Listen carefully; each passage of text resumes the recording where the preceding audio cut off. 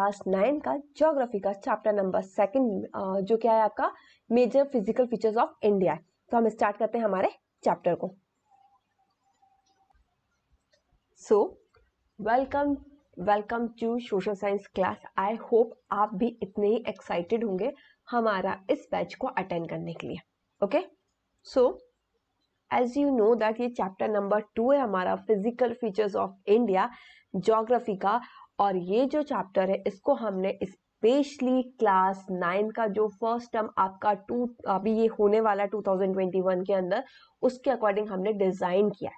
Okay, और इसका नाम हमने हौसले बैच रखा है आपका। ओके, सो स्टार्ट करते हैं हम आज के वन शॉट वीडियो को, जिसके अंदर मैं फुल चैप्टर का आपको बोलना चाहिए एक तरह से पूरा चैप्टर आपको समझाने वाली हूँ। May be it is possibility है इस चीज की कि ये जो वीडियो वो थोड़ा सा लेंदी हो जाए, because as you know that ये जो चैप्टर है वो थोड़ा सा लेंदी है, हमें पढ़ना है, सारी चीजों के बारे में पढ़ना है, तो मे बी हो सकता है। तो आप थोड़ा सा पेशेंस बना के मैं आपको बिल्कुल इंटरेस्टिंग वे में पढ़ाने की कोशिश करूंगी और आप भी थोड़ा सा उसको मेरे साथ कॉपरेट कीजिएगा और समझने की कोशिश कीजिएगा। Okay, as you know that ये वाला आपका जो चैप्टर है ना बच्चा, वो एक्चुअली में क्या है आपके बोलना चाहिए ये वाला क्या है, इवन 9th की जो आपकी क्या बोलते हैं ज्योग्राफी है ना आपकी, वो सिर्फ आपके 9th क्लास के लिए इंपॉर्टेंट नहीं है, एज वेल एज आप कोई भी कॉम्पिटेटिव एग्जाम देते हैं ना उसके लिए बहुत ज्यादा इंपॉर्टेंट है, क्योंकि इसमें से आपके बहुत सारे क्वेश्चन पूछे जाते हैं जो एमसीक्यूज होते हैं ना, वन वर्ड टाइप के, उसके थ्रू बहुत सारे क्वेश्चन बनते हैं। इसलिए ये जो 9th क्लास की बोलना चाहिए एनसीईआरटी है ना, it is very very very very important. Okay, तो अगर कोई आप में से जो कि आगे जाके गवर्नमेंट एग्जाम की भी प्रिपरेशन करना चाहता है तो वो उसको और अच्छे से देख सकता है। ओके, और क्लास 9 के लिए तो ये है ही इंपॉर्टेंट।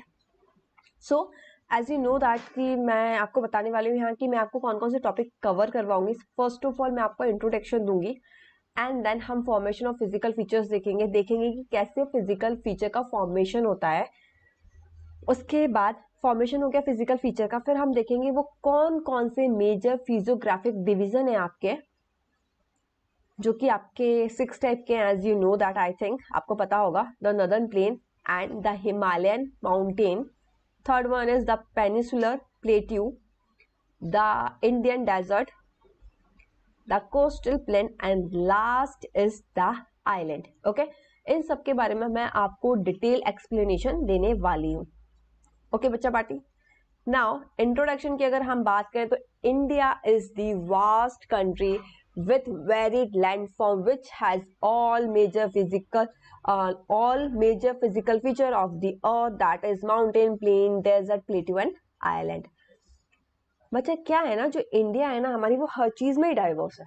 ठीक है, तो वो अब हर चीज में डाइवर्स है तो वो फिजिकल फीचर्स में कैसे पीछे रह सकती है ना। वो बोलेगी भैया मैं सारी चीज में डाइवर्स हूँ तो मैं फिजिकल फीचर्स में भी तो अपनी डाइवर्सिटी है, जो मेरी क्वालिटी है वो मैं दिखाऊंगी, तो उसने इसमें भी नहीं छोड़ा। तो हमारा जो इंडिया है उसके अंदर बहुत सारे अलग अलग डिफरेंट टाइप्स के आपको क्या मिलेंगे, फिजिकल फीचर्स देखने को मिलेंगे। जैसे कि अगर मैं बात करूं, आपको पता ही है इंडिया के अंदर माउंटेन है, यस है, प्लेन्स है वो भी है हमारा, डेजर्ट भी एरिया भी है हमारे यहाँ, प्लेट्यू भी है एंड आइलैंड भी है। ठीक है, तो सारे फिजिकल फीचर्स आपको इंडिया के अंदर देखने को मिलेंगे। ओके बच्चा, नाउ अब हम देखेंगे how this physical feature form, ये फिजिकल फीचर्स आपके फॉर्म कैसे होते हैं। सो उसका जो फर्स्ट पॉइंट है वो है आपका, in India the soil colour vary from place to place as it is form from different types of rock. जैसे कि आपको पता है जो इंडिया है हमारा, इंडिया के अंदर मतलब प्लेस टू प्लेस, अगर हम एक जगह से दूसरी जगह जाते हैं तो आप देखते होंगे कि काफी टाइम आपको देखने को मिलता होगा जो सॉइल का कलर है ना वो डिफरेंट होता है। ठीक है, हर जगह की मिट्टी आपकी अलग होती है, उसका टेक्सचर अलग होता है, उसका कलर अलग होता है, उसके फीचर्स अलग होते हैं। ठीक है, कौन किसमें फर्टाइल है, किसके अंदर कौन सा न्यूट्रिशन है, हर चीज उसकी डिफरेंट होती है। वो किसके ऊपर डिपेंड करता है, वो डिफरेंट टाइप्स ऑफ रॉक के ऊपर डिपेंड करता है। ठीक है, जहां जैसे रॉक होंगे आपके उसी के अकॉर्डिंग वहां की सॉइल होगी। Okay, second, India is the large land mass. India को क्या बोला जा रहा है, लार्ज लैंड मास बोला जा रहा है, form during different geological periods. ठीक है, अब क्या बोला जा रहा है, जो किससे फॉर्म हुआ है, वो जो जियोलॉजिकल पीरियड्स हैं डिफरेंट उससे क्या हुआ है, ये इंडिया का लार्ज लैंड मास जो है वो आपका फॉर्म्ड हुआ है। ओके बच्चा, Now, India's relief feature are outcome of other processes like weathering, erosion and deposition. Okay, अब जो इंडिया का लैंड मास है वो तो हमने देख लिया आपके जियोलॉजिकल पीरियड से क्या हुआ है, आपका फॉर्म हुआ है ना, बट इंडिया के जो रिलीफ फीचर है ना वो एक्चुअली में किसका आउटकम है, कौन कौन से प्रोसेस का आउटकम है, तो 3 के बारे में यहाँ बताया जा रहा है, वेदरिंग, इरोजन एंड डिपोजिशन. ठीक है, मैं आपको तीनों का मीनिंग बताऊंगी कि वेदरिंग क्या होती है. आपकी वेदरिंग एक तरह से जैसे कि रॉक के अंदर क्रैक्स आ जाते हैं, वो छोटे छोटे पीसेस के अंदर ब्रोक हो जाता है, उसको हम वेदरिंग कहते हैं. इरोजन मतलब कि अगर हवा चलती है या पानी भी होता है आपका, उसके थ्रू जो ऊपर की आपकी लेयर होती है सॉइल की वो क्या हो जाती है, इरोड हो जाती है. डिपोजिशन क्या होता है आपका, डिपोजिशन का मतलब ये होता है कि कोई भी चीजें एक जगह आके क्या होती है, एक्यूमुलेट होती रहती है, डिपोजिट होती रहती है. ठीक है, तो इन 3 फीचर्स ये कुछ प्रोसेस हैं जिसके थ्रू इंडिया के जो रिलीफ फीचर्स है वो आपके क्या हुए, बने. ओके, नाउ इसके अलावा ये आपके जो बोलना चाहिए प्रोसेस है वो भी एक तरह से इसके पीछे का रीजन है, हमारे जो इंडिया के रिलीफ फीचर्स बने हैं. बट साथ के साथ में यहाँ आपकी कुछ थ्योरीज भी हैं फिजिकल फीचर के पीछे. ठीक है, so there are some theory behind the formation of physical feature. तो फिजिकल फीचर के पीछे कुछ थ्योरी भी है और उस थ्योरी को हम क्या बोलते हैं, थ्योरी ऑफ प्लेट टेक्टोनिक्स. ठीक है, उस थ्योरी को हम क्या बोलते हैं, थ्योरी ऑफ प्लेट टेक्टोनिक. तो आपसे पूछा जा सकता है बच्चा कि थ्योरी ऑफ प्लेट टेक्टोनिक आपका क्या होता है. ओके, वेट, एक्चुअली में ये आपका डायग्राम है अर्थ का. As you know that earth ये इतने सारे आपके बोलना चाहिए पार्ट के अंदर डिवाइड होती है. ठीक है, एंड देन आपका कौन सा होता है, inner, outer, mental and crust. और क्रस्ट के ऊपर ही ये सारा जो हमारा परफॉर्मेंस है, ये अर्थ बोलना चाहिए एक तरह से आपकी जो टेक्टोनिक प्लेट्स थ्योरी है वो अर्थ क्रस्ट के ऊपर ही आपकी बोली गई है. ओके, जैसे कि अगर हम बात करें कि ये थ्योरी ऑफ प्लेट टेक्टोनिक्स होता क्या है आपका, this theory explain that upper part of earth called crust divided into 7 major and some minor plates called tectonic plates. ठीक है, अगर हम बात करें कि ये थ्योरी होती क्या है, ठीक है, तो ये थ्योरी जो है आपको वो क्या एक्सप्लेन करती है, क्या बताती है, ये बताती है बच्चा कि जो अर्थ का अपर पार्ट है. ठीक है, थ्योरी ऑफ प्लेट टेक्टोनिक क्या होता है आपका, जो अर्थ होती है, अर्थ का जो अपर पार्ट होता है जिसको हम क्या बोलते हैं, क्रस्ट बोलते हैं, उसको एक तरह से बोलना चाहिए 7 major and some minor plates के अंदर क्या किया गया है, डिवाइड किया गया है. ठीक है, तो मैंने क्या बोला, ये थ्योरी आपको क्या समझाती है, जो अपर पार्ट है आपका किसका, अर्थ का, जिसको हम क्रस्ट बोलते हैं, उसको डिवाइड किया गया है 7 मेजर एंड सब माइनर प्लेट्स के अंदर, और इसी को हम टेक्टोनिक प्लेट्स बोलते हैं. गॉट इट बच्चा, समझ में आया आपको. नाउ जैसे कि आप यहाँ देख सकते हो, ठीक है, कैसे ये जो आपके डिफरेंट है ये लाइक दैट. ओके, नाउ अब हम देखेंगे name of the major and some minor plates. Okay, so there are 7 major plates and some minor plates. तो आप इसको पढ़ लीजिएगा और देख लीजिएगा कि कौन कौन सी आपकी माइनर प्लेट्स है और माइनर एंड मेजर प्लेट्स है. ओके, बस आपको इतना याद रखना है कि मेजर प्लेट्स कितनी होती है बच्चा, 7 होती है. ठीक है, और माइनर के लिए कोई नंबर नहीं दिया गया, वहां सिर्फ बता दिया गया है कि सब माइनर प्लेट्स है, लेकिन मेजर प्लेट्स आपकी कितनी होती है, 7 होती है. Okay, now the movement of this plate build up stresses within the plate and also the continental rock above which result in folding, faulting and volcanic activity. अब यहाँ क्या बोला जा रहा है, यहाँ ये बोला जा रहा है ये जो आपकी प्लेट्स हैं जो कि मूवमेंट कर रही है. ठीक है, ये जो आपका अर्थ क्रस्ट रहता है, ये आपका ये जो होता है अर्थ क्रस्ट होता है, या ये आपकी प्लेट्स होती है, वो एक्चुअली में क्या करती है, मूवमेंट करती है. That is a different thing कि जो उनका मूवमेंट होता है वो इतना स्लो होता है कि हमें समझ में ही नहीं आता. जैसे कि एज यू नो दैट कि हमारी जो अर्थ है वो रोटेट करती है, लेकिन आपको कभी समझ में आया कि वो रोटेट करती है, नहीं ना. तो वैसे ही ये जो प्लेट्स हैं आपकी 7 मेजर एंड कुछ माइनर प्लेट्स, वो भी आपका मूवमेंट करती हैं, बट हमें समझ में नहीं आता है.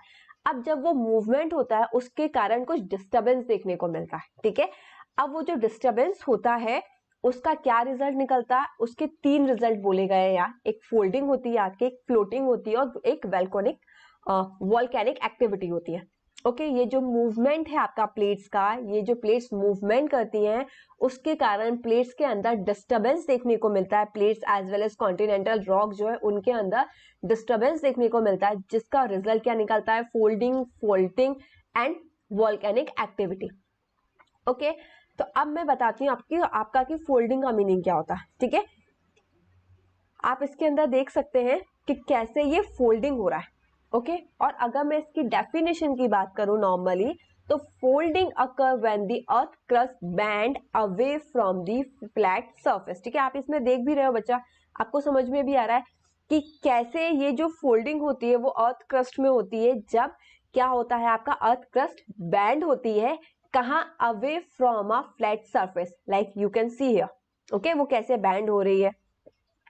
ओके ये प्रोसेस आपका क्या कहलाता है, फोल्डिंग कहलाता है। ओके नाउ अगर हम बात करते हैं फोल्टिंग की, तो फोल्टिंग का मीनिंग क्या होता है, faulting happen when the earth crust completely break and slide past each other. ठीक है, आप ये देख रहे हो ये कंप्लीटली क्या हो गई, ब्रेक हो गई और एक तरह से एक दूसरे के ऊपर स्लाइड हो गई है। ठीक है, ये देखो ये स्लाइड हुई, राइट, गॉट इट। फोल्डिंग का मीनिंग समझ में आया आपको एंड फोल्डिंग का मीनिंग समझ में आया। अब हमारी बचती है वॉल्केनिक एक्टिविटी। अगर हम वॉल्केनिक एक्टिविटी की बात करते हैं तो a volcanic event occurs when there is a sudden or continued release of energy caused by near surface or surface magma movement। ठीक है, जो हमारा अर्थ होता है, अर्थ के नीचे एज यू नो दैट जो मैग्मा होता है आपका, जो बहुत ज्यादा हीट एंड ऑल निकलती है आपकी, वो रिलीज होता है और वो इतना ज्यादा रिलीज होता है जिसके कारण आपका क्या होता है, वॉल्केनिक एक्टिविटी देखने को मिलती है। गॉट इट बच्चा, समझ में आया 3 के 3 प्रोसेस, आई होप आपको समझ में आ गया होगा, राइट। नाउ अब हम देखेंगे ये जो मूवमेंट है आपका प्लेट का वो कितने टाइप में डिवाइड किया गया, 3 हम बोल सकते हैं 3 टाइप में उसको क्या किया गया, क्लासिफाइड किया गया या कैटेगराइज किया गया। ठीक है, वो कौन कौन से 3 टाइप है, convergent boundary, divergent boundary and transform boundary. ठीक है, तो आपके ये 3 टाइप के मूवमेंट्स, मतलब प्लेट्स के जो मूवमेंट्स है वो ये है। ठीक है, convergent boundary, divergent boundary and transform boundary. Okay, so if we are talking about our first movement, that is convergent boundary. Okay, आप इसके अंदर देख सकते हैं कि कैसे ये converge होते हैं। ठीक है,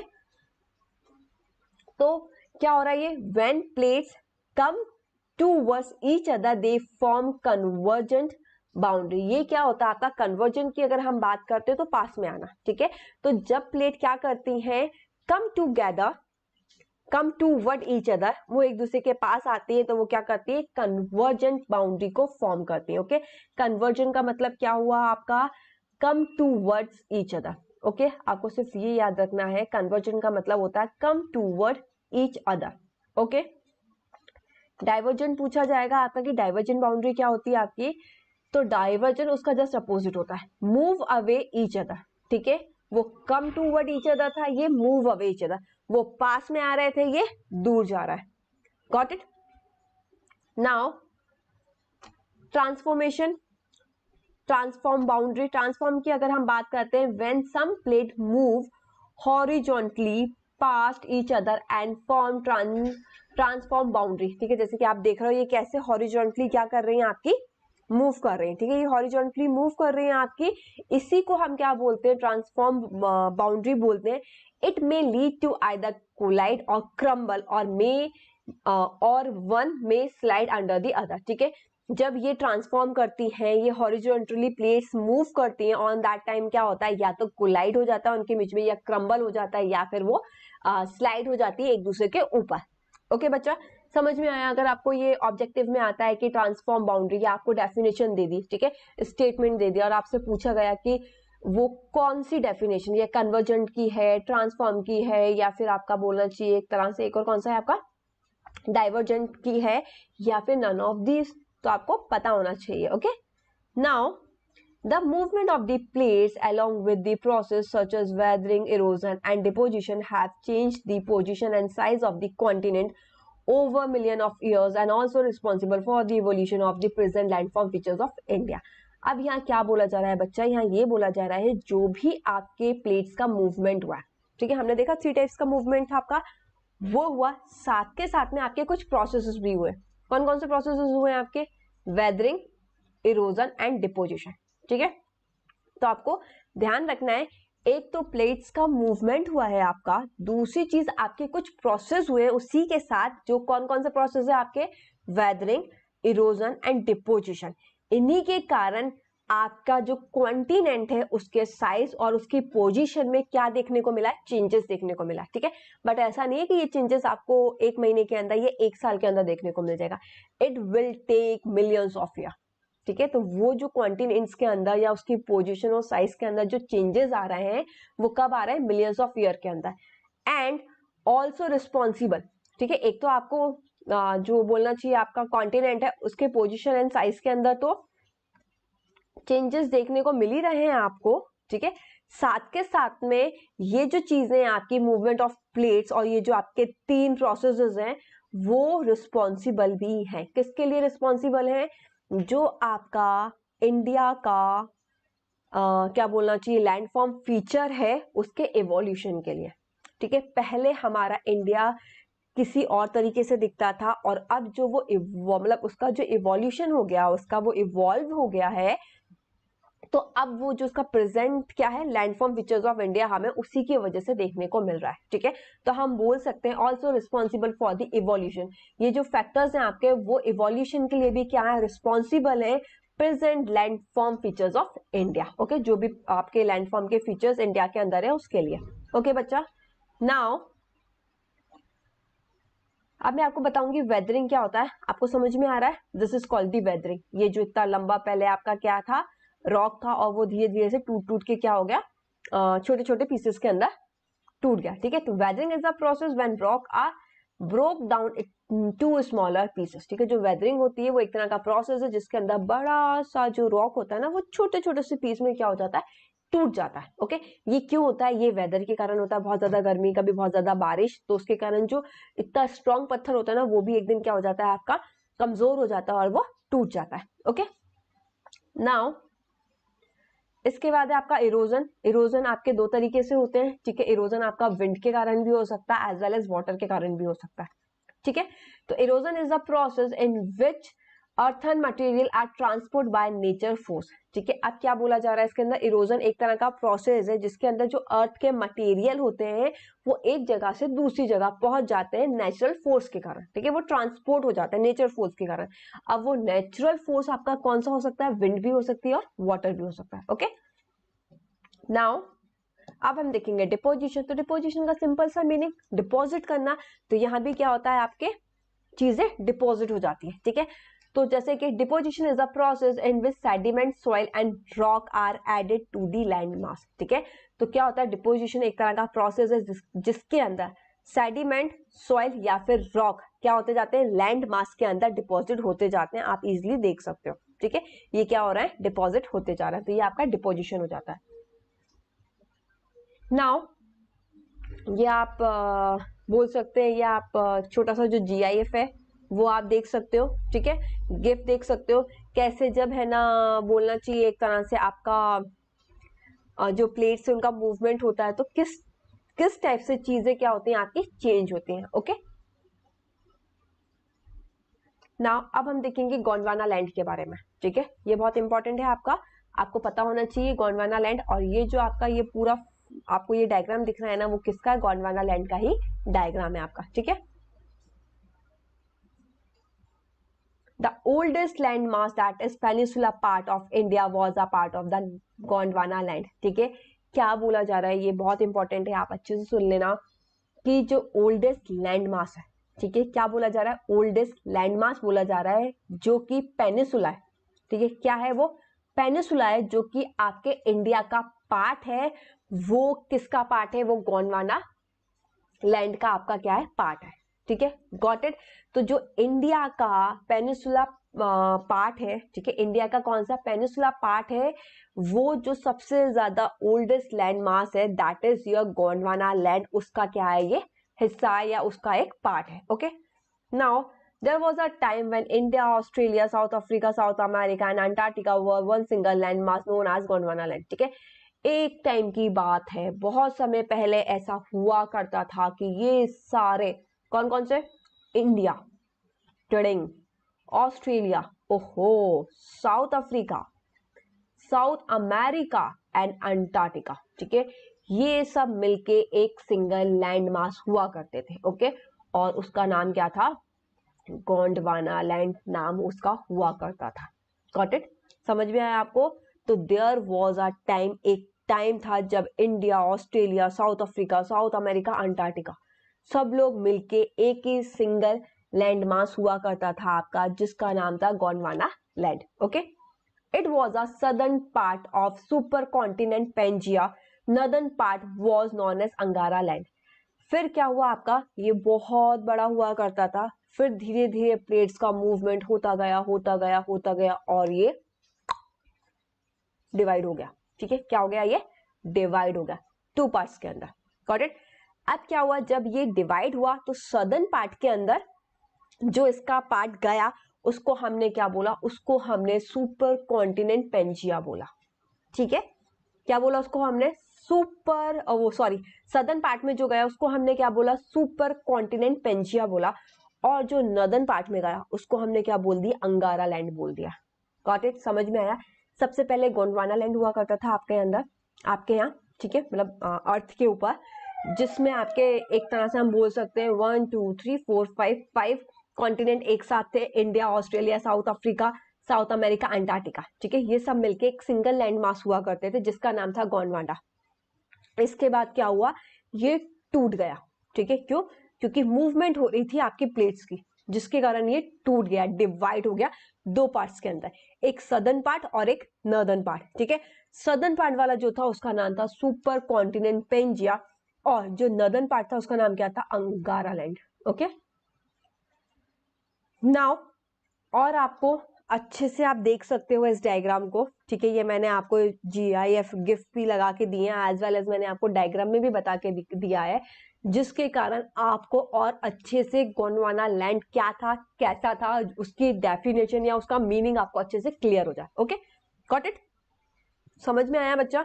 अगर आपको लग रहा है कि इसको आपको पॉज करके देखना है तो आप पॉज करके भी इसको देख सकते हो, I don't have any problem with this. Okay, now देखो कैसे ये ना गोंडवाना लैंड है आपका, और फिर ये कैसे, देखो आप देखोगे, ये देखो ये जो है ना, ये देखो ये कैसे आपका, ये देखो ये कैसे जाके उधर जाके मिल रहा है। ठीक है, now the earth crust was divided into a number of pieces via conventional current. ठीक है, अब जो ये अर्थ क्रस्ट था, ठीक है, जो पूरा पहले एक लैंड मास हुआ करता था, वो नंबर ऑफ पीसेस में क्या हो गया, डिवाइड हो गया। उसके पीछे का रीजन क्या बोला जा रहा है, मूवमेंट ऑफ आपकी प्लेट्स तो हुई, लेकिन जो मूवमेंट हो रहा था प्लेट्स का वो क्यों हो रहा था, वो कन्वेंशनल करंट के कारण हो रहा था। ठीक है, अर्थ के नीचे कन्वेंशनल करंट हो रहा था, कन्वेंशनल करंट के कारण ही जो अर्थ क्रस्ट है वो आपका डिवाइड हो गया नंबर ऑफ पीसेस के अंदर। गॉट इट बच्चा? अब कन्वेंशनल करंट क्या होता है आपका, कि जो अर्थ के नीचे कभी क्या होता है, बहुत ज्यादा गर्मी हो जाती है, कभी बहुत ज्यादा ठंडी हो जाती है, उसके कारण आपके जो मॉलिक्यूल्स है कभी पास हो जाते हैं, कभी दूर हो जाते हैं, एंड उसके कारण उथल पुथल चलती रहती है आपका। और जो आपकी क्या बोलना चाहिए, अर्थ क्रस्ट है वो क्या होता है, वो भी मूवमेंट करता रहता है, एंड एक टाइम बाद वो क्या हो जाते हैं, वो नंबर ऑफ पीसेस के अंदर डिवाइड हो जाते हैं। ठीक है, बट ये इतनी जल्दी नहीं होता, it will take time. Okay, now the Indo Australian plate separated from the Gondwana land and drift toward north, which resulted in the collision of the plate with the much larger erosion plate. ठीक है, यहाँ क्या बोला जा रहा है आपका, कि गोंडवाना लैंड में आपका इंडो ऑस्ट्रेलियन प्लेट्स था पहले। ठीक है, ये पहले एक ही क्या बोलना चाहिए लैंड मास हुआ करते थे, फिर क्या हुआ, जो इंडो ऑस्ट्रेलियन प्लेट है ना वो क्या हो गई, सेपरेट हो गई। ठीक है, उसने बोला मुझे तुम्हारे साथ नहीं रहना है, मुझे अलग रहना है। ठीक है, तो गोंडवाना लैंड जो था अब उससे क्या हो गया, इंडो ऑस्ट्रेलियन प्लेट जो है वो सेपरेट हो गई, दूर चली गई उससे। ठीक है, और वो क्या हो गई, ड्रिफ्ट हो गई ऊपर की साइड। ठीक है, ड्रिफ्ट टूवर्ड नॉर्थ, और वो किससे जाके मिल गई, नॉर्थ से जाके मिल गई। बेचारे गोंडवाना लैंड को ऐसे ही छोड़ दिया उसने। ठीक है, वो कहां जाके मिल गई, नॉर्थ में जाके मिल गई, जिसका रिजल्ट क्या निकला, which result in the collision of the plate, जिसका क्या हुआ, आपका कॉलिजन हुआ प्लेट का, जो कि मच लार्जर इरोशन प्लेट बना, ठीक है, जो इरोशन प्लेट था उससे भी ज्यादा बड़ा बन गया। गॉट इट बच्चा, समझ में आया आपको? गोंडवाना लैंड था, उसके बाद आपका इंडो ऑस्ट्रेलियन प्लेट था, वो उससे सेपरेट हो गई, दूर चली गई और वो ऊपर नॉर्थ की साइड जाके जुड़ गई। ओके, और वहां कॉलिजन हो गया आपका with the much larger erosion plate के साथ। Okay, now due to this collision the sedimentary rocks which were accumulated in the geosyncline known as thasos were folded with resulted in the formation of mountain system of western Asia and Himalaya। और यही सबसे बड़ा reason है आपका जिसके कारण हम बोल सकते हैं आपका कि जो mountain system of western Asia और हिमालय आपका क्या हुआ है, फॉर्म हुआ है। ठीक है, समझ में आया आपको? वो नीचे था, फिर वो ऊपर जाके आपके जुड़ गए, तो जिसके कारण ये आप ऊपर का साइड देखते हो ना इंडिया का, जहां आपको माउंटेन एंड ऑल दिखते हैं, वो एक तरह से यही इसके पीछे का क्या है, रीजन है। तो समझ में आया आपको कि हिमालय आपका कैसे बना? ठीक है, तो लिखा हुआ है आपका ड्यू टू दिस कॉलिजन, ये आपका कॉलिजन हुआ है ना इनके, और सेडिमेंट्री रॉक विच वर एक्यूमुलेटेड। ठीक है, कॉलिजन हुआ और जो सेडिमेंट्री रॉक थे वो एक्यूमुलेट होते गए, इकट्ठे होते गए, एक के ऊपर एक करके इकट्ठे होते गए, और किसके अंदर इकट्ठे होते गए, वो जियो सिक्लाइन के अंदर। ओके, मैं अभी थोड़ी देर इसके बाद वाली स्लाइड में ही बताऊंगी कि जियो सिक्लाइन होता क्या और वो कैसा दिखता है। ठीक है, वो होते गए जिसका नाम क्या था, थीसिस था। ठीक है, TETHYS। ठीक है, थीसिस उसका नाम था, वर फोल्डेड जिसका रिजल्ट क्या निकला, उसके कारण आपका फॉर्मेशन हुआ किसका, माउंटेन सिस्टम का of western Asia and Himalaya. Okay, got it? Now जैसे कि मैंने आपको बताया था, मैं बताऊंगी जियोसिक्लाइन क्या होता है आपका। ठीक है, तो जियोसिक्लाइन की अगर मैं डेफिनेशन की बात करूं तो a large scale depression in the earth crust containing very thick deposit. ठीक है, ये एक तरह से क्या, लार्ज स्केल डिप्रेशन है आपका अर्थ क्रस्ट के अंदर, जहां आपका थिक डिपॉजिट क्या होता जा रहा है, जमा होता जा रहा है। ठीक है, देखो यहाँ पहले ये इतना डिपॉजिट था, फिर और बढ़ता गया, फिर ये और बढ़ता गया, तो दैट इज कॉल्ड योर, क्या बोलना चाहिए, जियोसिक्लाइन। वो क्यों होता है, इरोजन के कारण होता है। ठीक है, ये देखो यहाँ इतना था, फिर ये सारी चीजें आके यहाँ क्या होती गई, डिपॉजिट होती गई, फिर यहाँ से और डिपॉजिट होती गई, और एक टाइम आया कि आपका देखो यहाँ से कितना ऊंचा था और यहाँ जाके वो कितना डिपॉजिट हो गया। ओके, तो ये जो होता है आपका वो क्या कहलाता है, जियोसिक्लाइन कहलाता है। Got it? और उस जियोसिक्लाइन का नाम क्या था, थीसिस था। ठीक है, जिसके कारण आपका हिमालय का फॉर्मेशन हुआ, क्या बोलना चाहिए, आपका माउंटेन सिस्टम जो वेस्टर्न पार्ट वाला है उसका। नाउ अब हम देखेंगे आपका फॉर्मेशन ऑफ हिमालय। ठीक है, और साथ के साथ में the northern plane of India की हम इनकी फॉर्मेशन की हम बात करेंगे। ओके, क्यों? क्योंकि ये जो दो फॉर्मेशन है आपके हिमालय और नदर्न प्लेन, तो ये comparison to the peninsula plateau and all, उसके कंपैरिजन में क्या है, ये न्यू है। ठीक है, तो इसलिए हम पहले इनके बारे में पढ़ने वाले हैं। सो the uplift of Himalaya from Thetis Sea and settling of the northern flank of the peninsula plateau create a large basin। ठीक है, क्या बोला जा रहा है, आपका हिमालय का अपलिफ्ट होता गया, और सेटलिंग होती गई नदर्न पार्ट में आपके किसके, पेनिनसुला प्लेट्यू के, जिसके कारण आपका क्या हुआ, लार्ज बेसिन क्रिएट हो गया। Okay, in due time gradually our basin got filled with deposition of sediment by the river flowing from the mountain in the north and the peninsular plateau in the south, which create a flat land of extensive alluvial deposit known as northern plain of India। ठीक है, पहले चीज तो क्या बोली, जो आपकी thesis सी थी, वो क्या हुआ, एक तरह से उधर का जो एरिया था वो अपलिफ्ट होता गया और हिमालय बन गया आपका। ठीक है, अब क्या हुआ, अब ऑब्वियसली बात है, जो आपका ये एक बीच की जगह है, यहाँ से चीजें अपलिफ्ट हो रही हैं, तो वहां का क्या हो जाएगा, बेसिन बनता जाएगा। ठीक है, वहां क्या होता जाएगा, गड्ढा होता जाएगा, आपका बेसिन बनता जाएगा। फिर जो ये वो बेसिन था ना, वो क्या होता हुआ है, धीरे धीरे उसके अंदर सेडिमेंट डिपॉजिट होते गए। किससे डिपॉजिट होते गए, वहां से जो रिवर फ्लो हो रही है माउंटेन से, उसके कारण क्या होते गए, वो आपका क्या बोलना चाहिए, सेडिमेंट उसके अंदर डिपॉजिट होता गया, तो जो बेसिन था वो क्या हो गया, वो फ्लैट लैंड के अंदर आपका कन्वर्ट हो गया। ठीक है, और उसी को हमने क्या बोल दिया, नदर्न प्लेन्स ऑफ इंडिया बोल दिया। तो समझ में आया बच्चा आपको कि माउंटेन आपका कैसा बना और नदर्न प्लेन आपका कैसा बना। Okay, got it. Now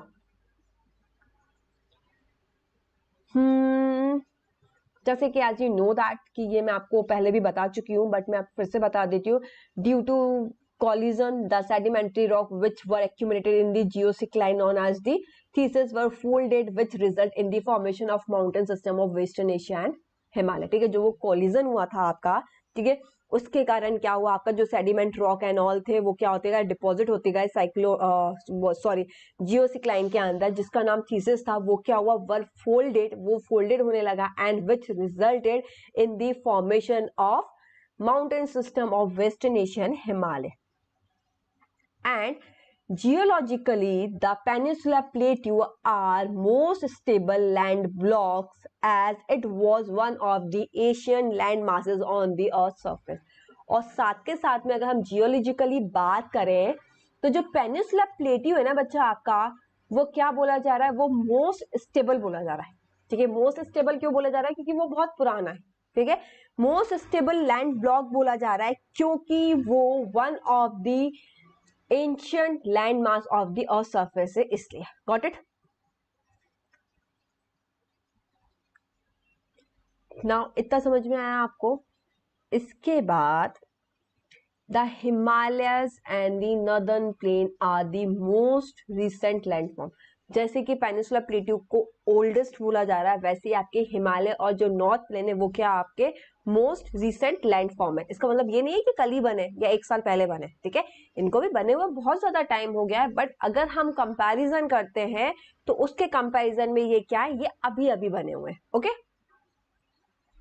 the Himalaya mountain form and unstable zone as it has a very youthful topography with high peak, deep valley and fast flowing river। ठीक है, अब क्या बोला जा रहा है, जो आपका माउंटेन है, हिमालय माउंटेन है, उसको अनस्टेबल बोला जा रहा है। ठीक है, और पेनिसुला को क्यों बोला जा रहा था, आपका स्टेबल बोला जाता। क्यों, क्योंकि वो पुराना था और ये नया है, इसलिए इसको अनस्टेबल जोन बोला जा रहा है, क्योंकि इसकी जो टोपोग्राफी है वो कैसी है, यूथफुल है। ठीक है, अभी नया नया बनाया है। विथ हाई पीक, वहां हाई पीक्स देखने को मिलेंगे, डीप वैली होंगी और फास्ट फ्लोइंग रिवर्स भी होगी। ऑब्वियसली बात है, माउंटेन है तो आपका रिवर तो होनी है वहां। ठीक है, नाउ अब हम देखेंगे major physiographic division of India. Main आपका ये स्टार्ट होता है अब, जिसके अंदर सबसे पहले हम क्या पढ़ेंगे, हिमालयन माउंटेन के बारे में पढ़ेंगे। एंड देन अभी मैंने आपको ये बताया बच्चे कि हिमालय माउंटेन आपका कैसे फॉर्म हुआ है, नॉर्दर्न प्लेन आपका कैसे फॉर्म हुआ। अब हम देखेंगे हिमालय माउंटेन है, उसके अंदर कितने डिवीजन है, कौन से एरिया को क्या बोलते हैं, अब ये हम डिटेल में पढ़ेंगे। ओके, तो आपका क्या हो गया, हिमालयन माउंटेन के बारे में बताऊंगी आपको, पेनिसुला प्लेट्यू के बारे में बताऊंगी मैं आपको, नॉर्दर्न प्लेन्स के बारे में बताऊंगी, कोस्टल प्लेन के बारे में हम डिस्कस करेंगे, the island and the Indian desert. इन सब के बारे में हम डिटेल में डिस्कस करने वाले हैं। Okay, so are you ready?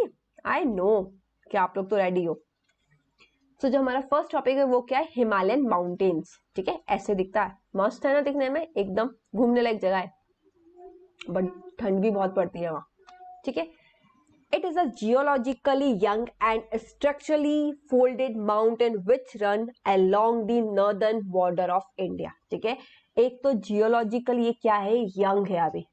ठीक है, और साथ के साथ में ये फोल्डेड माउंटेन है। ठीक है, माउंटेन के बहुत सारे टाइप होते हैं, तो उसमें ये कौन सा माउंटेन है, यंग फोल्डेड माउंटेन इसको बोला जाता है, जो कहां से लेके कहां तक है, आपका जो नॉर्दर्न आपकी बॉर्डर्स है इंडिया की, वहां है ये। ठीक है, नाउ अगर हम रेंज की बात करते हैं, the range run from west, जो कि वेस्ट के अंदर आपके इंडिया से वहां से लेके ईस्ट डायरेक्शन तक गया है, ब्रह्मपुत्र तक, कवरिंग अ डिस्टेंस, और कितना डिस्टेंस इसने कवर किया है, 2400 किलोमीटर ओनली। ओके, कितना किया इसने, 2400 किलोमीटर। तो आपसे पूछा जा सकता है वेस्ट में क्या है आपका, इंडस, ईस्ट में है आपका ब्रह्मपुत्र, और ये कवर कर रहा है आपका 2400 किलोमीटर को, representing loftiest peak in the world. ठीक है, जो कि आपको रिप्रेजेंट कर रहा है लोफेस्ट पीक आपका वर्ल्ड का। Okay, now with very from 400 kilometre in Kashmir to 150 kilometre in Arunachal Pradesh. आप देख सकते हो जो इसकी विथ है ना वो कितनी वेरी कर रही है। कश्मीर के अंदर अगर हम इसकी विथ की बात करते हैं ना तो कितनी है ये, कहाँ गया बच्चा, 400 किलोमीटर है, ठीक है।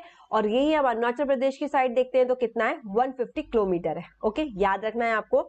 नाउ अगर हम इसकी हाइट की बात करते हैं तो ये हाइट में भी इसका आपका बहुत ज्यादा वेरिएशन देखने को मिलेगा। और ईस्टर्न हाफ जो है वो बड़ा होगा, ग्रेटर होगा comparison to western half. Okay, एक तो हमने देखा हिमालय माउंटेन जो है आपका वो जियोलॉजिकली यंग और फोल्डेड माउंटेन है आपका, ठीक है। और वो कहाँ है आपके, वो है आपका नॉर्दर्न बॉर्डर ऑफ इंडिया में, ठीक है। और अगर हम रेंज की बात करते हैं तो वेस्ट से लेके ईस्ट तक है ये आपका। वेस्ट में आपका इंडस है, और अगर हम ईस्ट की बात करते हैं तो ईस्ट में आपका क्या है, ईस्ट में आपकी ब्रह्मपुत्र है, ठीक है। कवरिंग आर डिस्टेंस, ये कितना डिस्टेंस कवर कर रहा है, 2400 किलोमीटर तक आपका क्या कर रहा है, ये डिस्टेंस कवर कर रहा है। और ये एक तरह से लूफेस्ट पिक इन दी वर्ल्ड क्या कर रहा है आपका, रिप्रेजेंट कर रहा है, ठीक है। इसके अलावा इसकी विथ की बात करते हैं तो इसकी विथ भी बहुत ज्यादा वेरी करती है। कश्मीर में 400 किलोमीटर के करीब है आपका, और आपका बोलना चाहिए एक तरह से अरुणाचल प्रदेश में कितना है, 150 किलोमीटर तक है, ठीक है। और हाइट भी इसकी बहुत वेरिएशन देखने को मिलेगा आपका। स्पेशली बोला जा रहा है जो ईस्टर्न हाफ है ना इसका वो ज्यादा बड़ा है कंपेरिजन टू वेस्टर्न हाफ के। ओके बच्चा, नाउ सो अब हम हिमालय की लॉन्गिट्यूडनल डिवीजन की बात करेंगे, ठीक है। तो हिमालय को हम बोल सकते हैं 3 पार्ट के अंदर डिवाइड किया गया है। जो फर्स्ट पार्ट है जिसको हम ग्रेटर, इनर हिमालय और हिमाद्री भी बोलते हैं। ग्रेट और इनर हिमालय और हिमाद्री ये एक ही नाम है, ठीक है। इसके बाद आपका सेकंड जो है, सेकंड डिवीजन जो है ये आपका क्या, लेसर हिमालय जिसको हम हिमाचल बोलते हैं। ओके, एंड आपका जो लास्ट वन है वो है हमारा शिवालिक। ओके, तो हिमालय को 3 कैटेगरी या 3 डिवीजन के अंदर डिवाइड किया गया है। फर्स्ट है आपका ग्रेट और इनर हिमालय और द हिमाद्री। सेकंड जो है आपका वो लेसर हिमालय और हिमाचल बोलते हैं, and third one is your Shivalik. Okay, now अब हम सबसे फर्स्ट वाला डिवीजन देखने वाले हैं, दैट इज द ग्रेट और द इनर हिमालय और द हिमाद्री। ओके, सो कितने सारे नाम है ना उसके, उसको ज्यादा भाव खाने का शौक है, ऑब्वियसली बात है, वो इतना अच्छा दिखता है तो थोड़ा तो भाव खाएगा ही ना। So it is in northern most range and most continuous range consisting of the loftiest peak with an average height of 6000 kilometre, ठीक है, सॉरी 6000 मीटर। अब यहाँ क्या बोला जा रहा है, ये एक तरह से कंटिन्यूअस रेंज आपको देखने को मिलती है। ऐसा नहीं कि एक ही जगह माउंटेन है, ये कंटिन्यूअस पूरी रेंज आपको देखने को मिलती है। और ये नॉर्दर्न मोस्ट रेंज कहलाती है आपकी। यहाँ सबसे ज्यादा बड़े बड़े आपके माउंटेन्स देखने को मिलते हैं, और जिसकी एवरेज हाइट कितनी बोली गई है, 6000 मीटर आपकी बोली गई है। गॉट इट बच्चा, समझ में आया आपको? 6000 मीटर इसकी क्या बोली गई है, एवरेज हाइट बोली गई है। Now it contain all the famous peaks. They falls are asymmetrical in nature. ठीक है, यहाँ आपको सारी तो नहीं बट मैक्सिमम आपको फेमस पीक्स देखने को मिल जाएंगे। साथ के साथ में ये कैसा है नेचर में, एसिमेट्रिकल नेचर में। एसिमेट्रिकल मतलब क्या है, कहीं थोड़ा सा ऊंचा है कहीं थोड़ा सा नीचा है, लाइक दैट, ठीक है। मतलब एक जैसा स्ट्रेट लाइन नहीं है कि एक स्ट्रेट लाइन है, ठीक है। कहीं पीक इसकी बहुत ज्यादा है, कहीं थोड़ी कम है, कहीं मिडिल है, इस टाइप का है। Okay, the basic part of this Himalaya is composed of granite. तो ये मेन आपको याद रखने वाला बात है कि जो हिमालय का बेसिक पार्ट है आपका, ठीक है, इस हिमालय का ये जो डिवीजन है, इस हिमालय का जो बेसिक पार्ट है वो किससे कंपोज हुआ है, वो ग्रेनाइट से कंपोज हुआ है बच्चा, ठीक है। किससे कंपोज हुआ है, ग्रेनाइट से। Okay, now it is perennially snow bound and a number of glacier descend from this range. Obviously बात है, यहाँ स्नो बाउंड है आपका, पेरिनियल स्नो बाउंड है आपका, मतलब कि 12 महीने यहाँ बर्फ देखने को मिलती है आपको। बहुत सारे ग्लेशियर्स एंड ऑल भी हैं इस रेंज में आपके, ठीक है। नाउ अब जो सेकंड है आपका वो हमारा क्या है, लेसर हिमालय और हिमाचल, ठीक है। सो अगर हम इसकी बात करते हैं तो ये जो है आपका it lie south of the Himadri, ठीक है, जो आपका फर्स्ट वाला डिवीजन था हिमाद्री, उसके उसके वो कहाँ लाई करता है, उसके साउथ साइड में ये लाई करता है। ये यहाँ का जो माउंटेन सिस्टम है ना, ये बहुत ज्यादा रश्ड है। रश्ड का मीनिंग क्या होता है, बहुत उबड़ खाबड़ है, ठीक है। Now it is mainly composed of highly compressed and alter rock, ठीक है, जैसे वो ग्रेनाइट से बनाता है, ये क्या बोला जा रहा है, ये किससे कंपोज हुआ है, आपके highly compressed and alter rock से। और यहाँ अगर हम हाइट की बात करें तो यहाँ भी हाइट बहुत वेरी आपको दिखेगी, कि कहीं आपको दिखेगी 3700 के करीब और कहीं आपको 4500 मीटर्स के करीब आपको हाइट देखने को मिलेगी, इतना वेरी करेगा। और अगर हम एवरेज विड्थ की बात करें तो आपको कितनी मिलेगी, यहाँ सिर्फ 50 किलोमीटर देखने को मिलेगी। ओके, गॉट इट, समझ में आया बच्चा। Now longest and most important ranges are Pir Panjal range and Dhauladhar and the Mahabharat range, ठीक है। तो यहाँ की तीन आपकी इंपॉर्टेंट या लॉन्गेस्ट रेंजेस हैं, आपको पता होना चाहिए, आपसे पूछ सकते हैं पीरपंजल, धौलाधार और महाभारत, ठीक है। ये आपकी क्या है, मेन 3 लॉन्गेस्ट रेंज है जो कहाँ देखने को मिलती है, लेसर हिमालय में देखने को मिलती है। ओके, और अगर यहाँ की हम फेमस वैली की बात करें तो कौन कौन सी यहाँ की famous valley of this range, Kashmir, Kangra, Kullu valley in Himachal Pradesh, ठीक है। और this range is also famous for hill station, ठीक है। ऑब्वियसली बात है, यहाँ आपको हिल स्टेशन भी देखने को मिलते हैं, ठीक है। एक तो यहाँ फेमस वैली देखने को मिल रही है आपको, जिनके नाम है Kashmir, the Kangra and the Kullu valley, जो कि हिमाचल प्रदेश में आपका, और साथ के साथ में आपको कुछ इंपॉर्टेंट या फेमस हिल स्टेशन है वो भी आपको यहाँ देखने को मिलते हैं। ओके, अब जो आपका थर्ड है वो है Shivalik. So this is the outer most range of the Himalaya, ठीक है। इनर रेंज किसको बोला गया था, आपको हिमाद्री को बोला गया था, और जो आउटर मोस्ट रेंज है आपकी वो क्या है, आपकी शिवालिक है। Okay, now they extend over a width of 10 to 15 kilometre, ठीक है, 10 to 50 kilometre and have a height varying between 900 to 1100 metres, ठीक है। तो देखो कितना ज्यादा कम होता जा रहा है। जब हमने स्टार्टिंग वाला हिमालय देखा था उसकी रेंज कितनी थी, उसकी विड्थ कितनी थी, फिर कम हुई और फिर और कम हो गई, ठीक है।